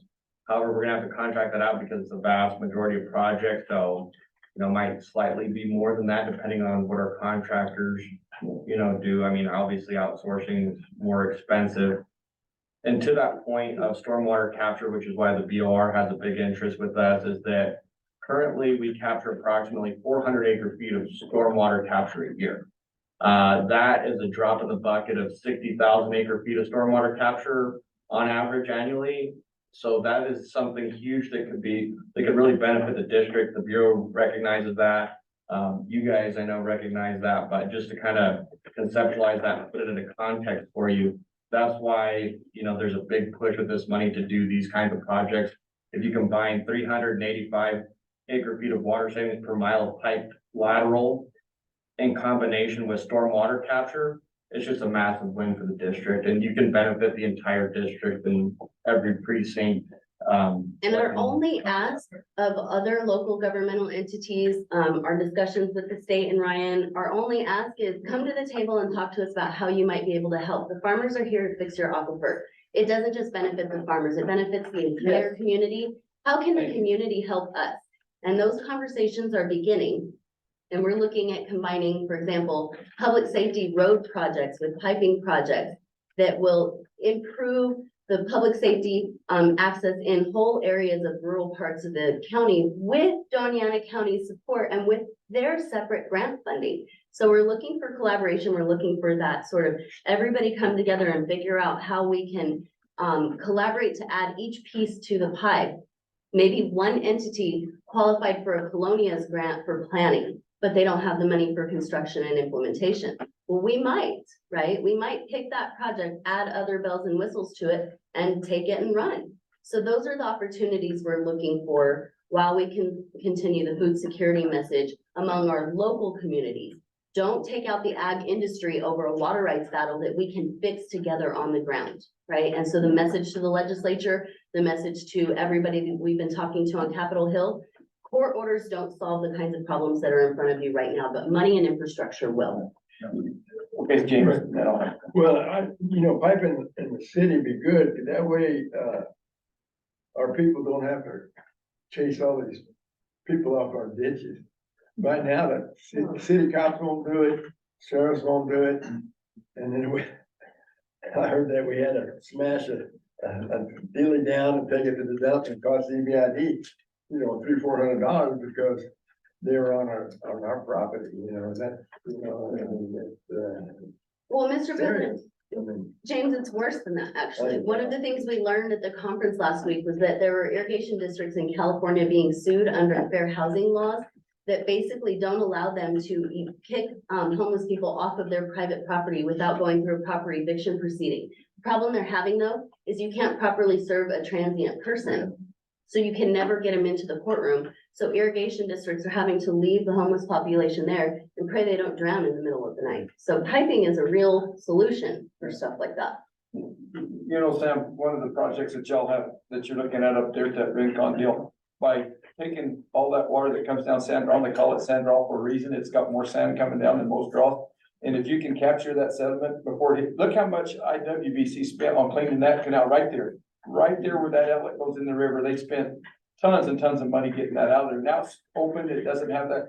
you know, a big island in it, and if you can stop the load that's already in the bottom of Sandall and pull it to the side and hold it out and then bring that water down, everybody wins from those projects. And so when you do it as a group effort like that, you're helping everybody. And the people like downstream, James, that get flooded heavily, that will be a cushion to keep Sandral from adding to maybe a catastrophic rain that breaks a levee somewhere. Those are really important, technical things that we can do upstream, further upstream, that will help a catastrophe downstream. Well, sediment in the river reduces the river's flood capacity.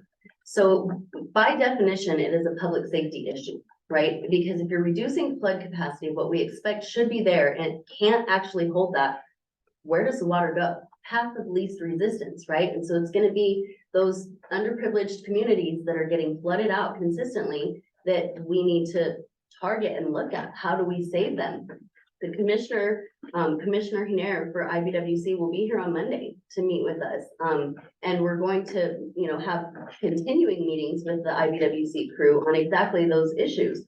Where can we check their boxes on the legal requirements for habitat? And Michelle has boxes to check for habitat, while also contributing to public safety, sediment control management, efficiency improvements within our system, capture improvements within our system, conveyance improvements within our system, and combine all of those so that the larger outcome is better for the entire community. But again, EBID is the one pushing this. We've always had the vision to do this, never had the money to do it. We finally have the money. Thank you, Michelle. So we're pushing this now with the local governmental entities. How can you help us? We're doing as much as we can, but we can't carry the whole valley. You've got to come to the table with us. Yeah, yes, sir. Yeah, going back to the problem of encroachments on our facilities, we have made great strides recently in the last 3 weeks to work with the city of Las Creek Police Department. And they have assigned one officer to EBID to patrol within the city limits our canal system, where we do have vagrant populations and tents and an RV trailer on our drain.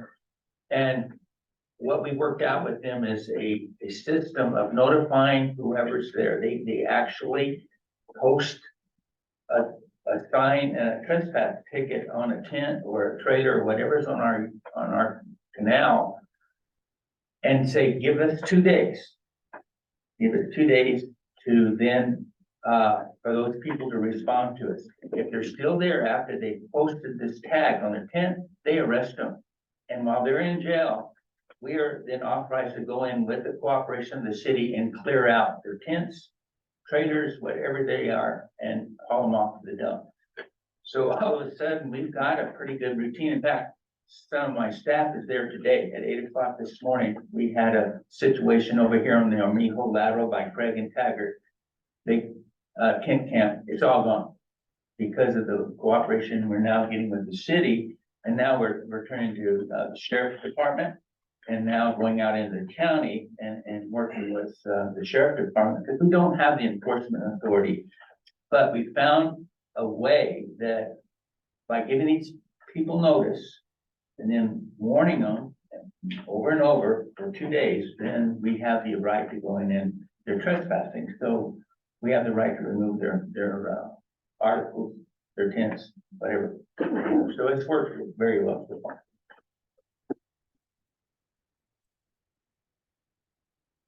Mr. President, just a minute, I didn't get a chance to meet with Sam after our meeting with the commissioner and update you on things that CID did at NWRA. We were the last on the list to meet with the commissioner, but we got a half hour, which was really nice. And CID also shares the screening card issue with EBID.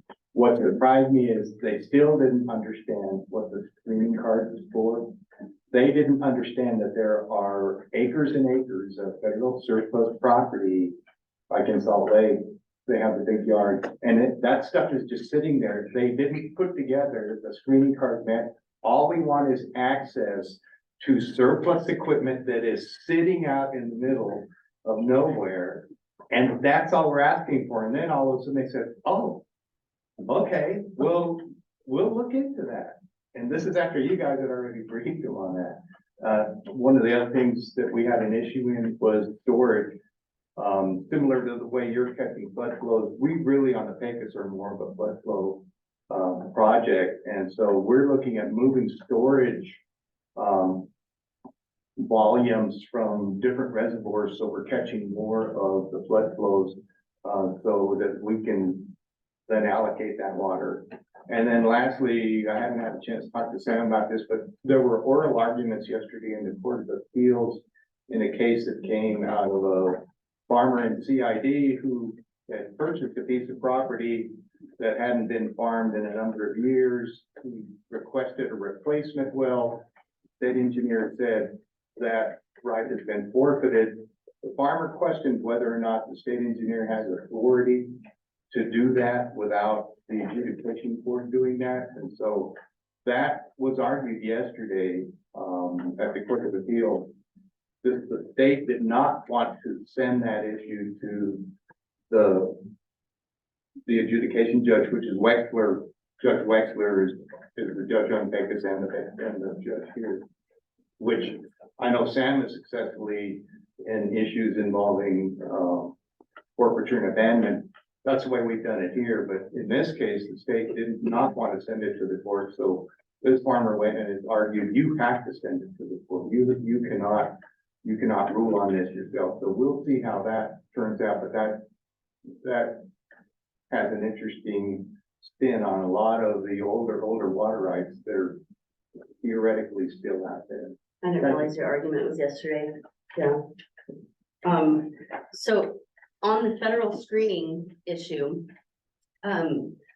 what we told the Bureau Commissioner was instead of us using the bill and IRA money coming our way to buy equipment that we're gonna use for a project one time, never need again, why don't you let us go pull equipment from your yards? Why don't you let us, when you're maintaining your property, use your equipment to do it so that we're not degrading our equipment, maintaining your property.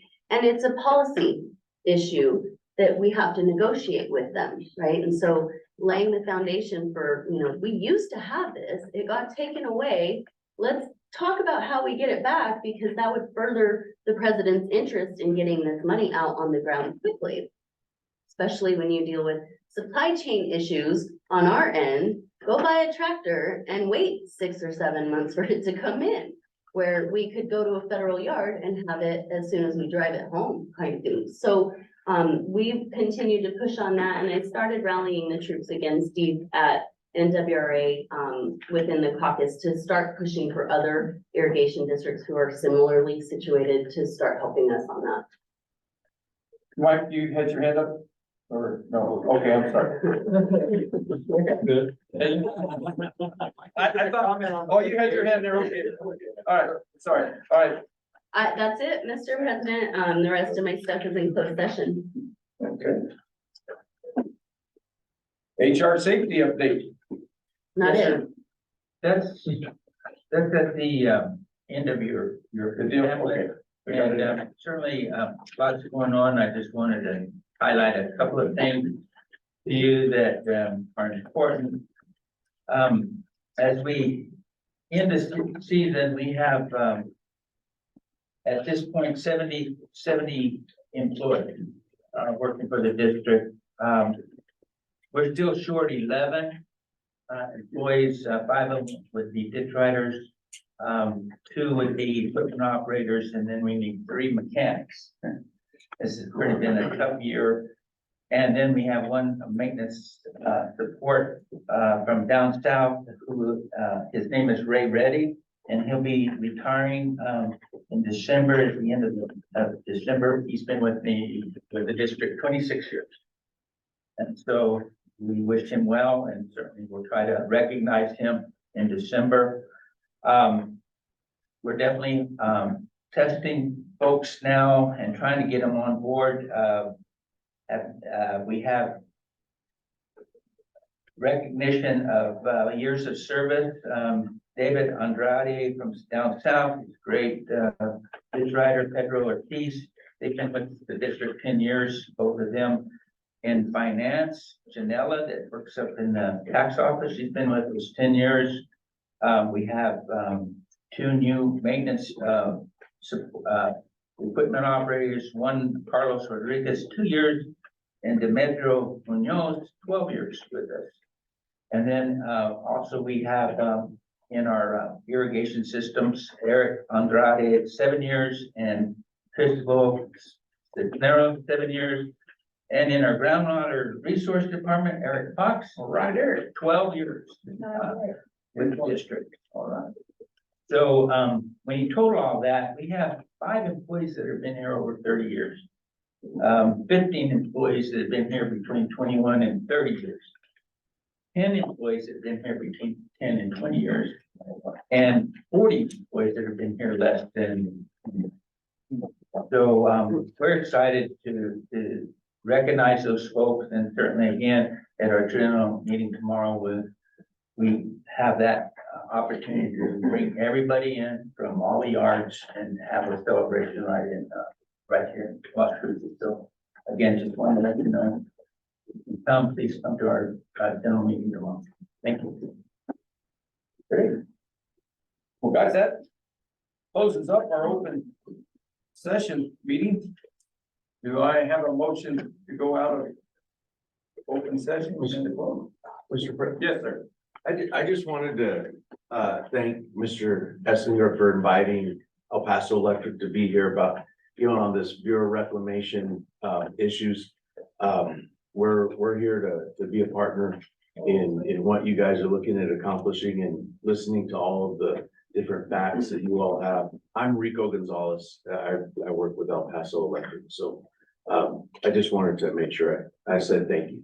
Thanks for coming today. Thanks, Rico. Certainly, when we start piping canals, all of our permits are with, pretty much with the electric company. So I felt like it was important to get involved, get Rico involved in the early stages, so. Yeah, there's not small traps to run. There's large traps, like power poles that supply whole long communities along one of our long laterals, right? When we go to pipe that, we want to work with El Paso Electric to make sure everybody's getting what they need out of that situation. So bringing people in early, not late. Yeah, well, thanks for coming up here, so appreciate your input, your attention. Thank you. Anything else before we go out of open session? Thank all you visitors for being here today. Appreciate it very much for coming and being a part of our meeting today. Well, yeah, we take a 5-minute break and then we can come back. Yeah. Yeah, we'll do that before we go in. We may want to talk somewhere, yes. Hi, I'm Hayden. Hi, Robert, nice Thanks,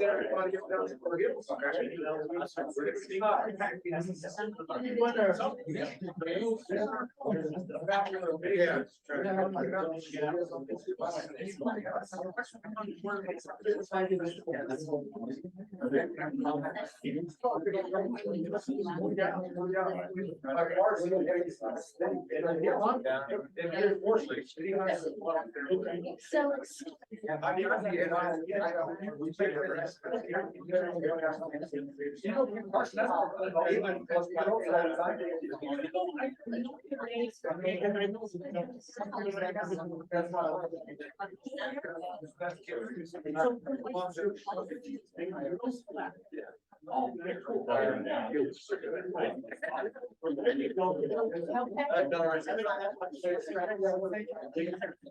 I'm not sure you guys see it at all.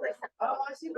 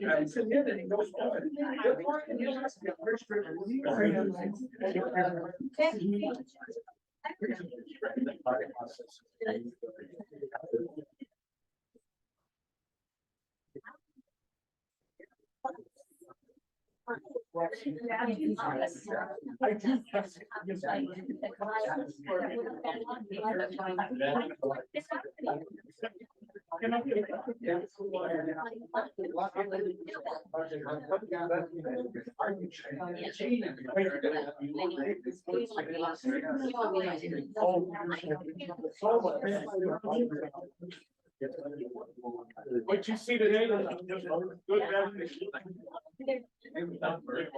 One thing, and it's all right now. It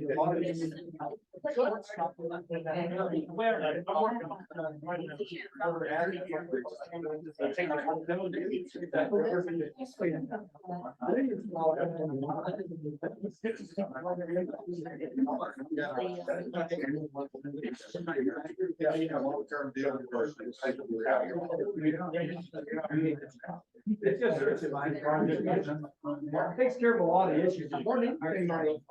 That's 600,000.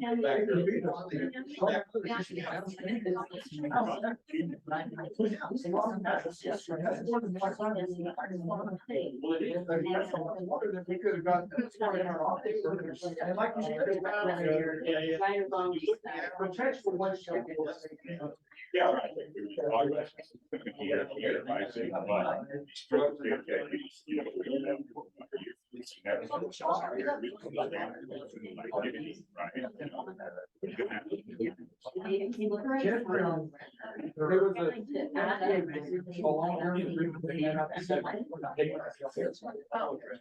Before they see the line is.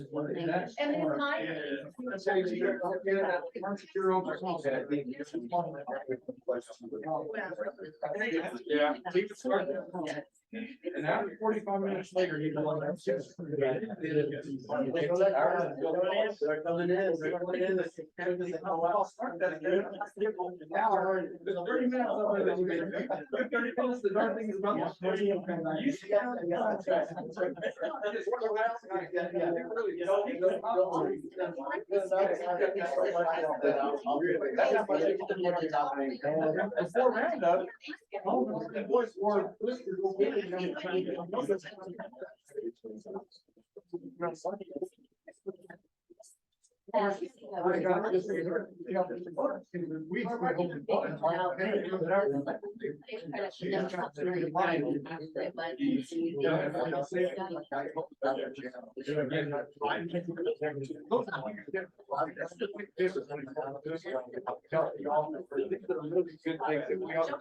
I understand. This money spent at home. That makes it. Wow, Fred. I was not in the plan. So far from like, I just share a same lifestyle, which is why I'm. So, it was Friday. I'm interested to know this. Yeah. Nice to meet you. So, maybe we might just want,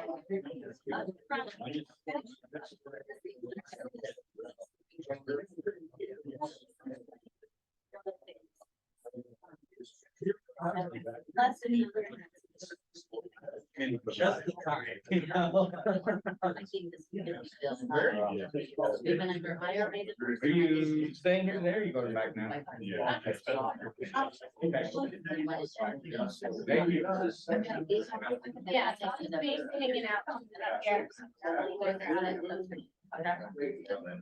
Wait, am I gonna?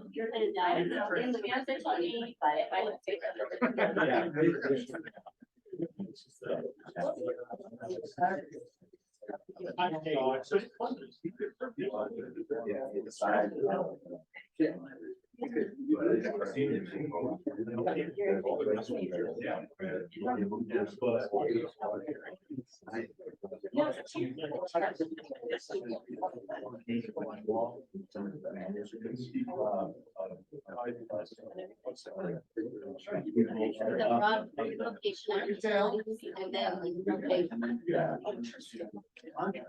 Maybe that's.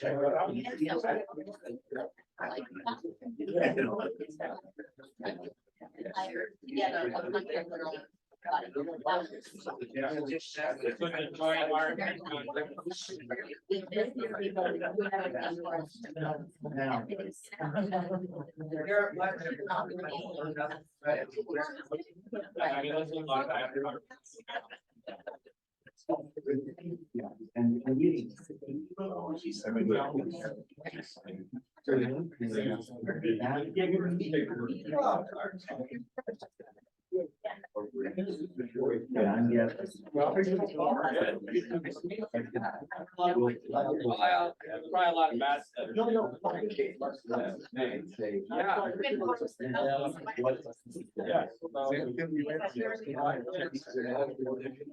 Not yet. Who is? Oh, really?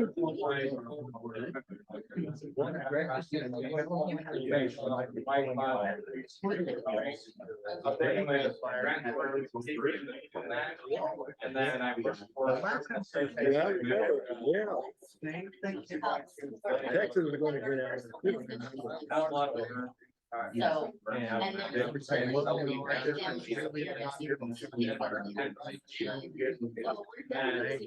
Gary actually got to come back here.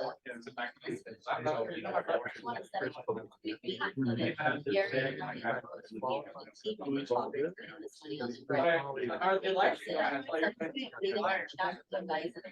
You guys excited? How was your election? And then Obama, anyway, shows up, we're living alone next year. Okay. I don't use RBI. Easy gets covered. yeah, and I do.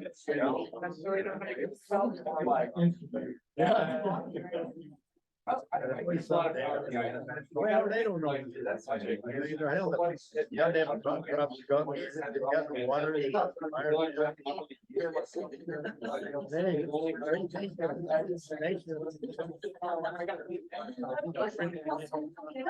Texas, but. Yeah. You got it.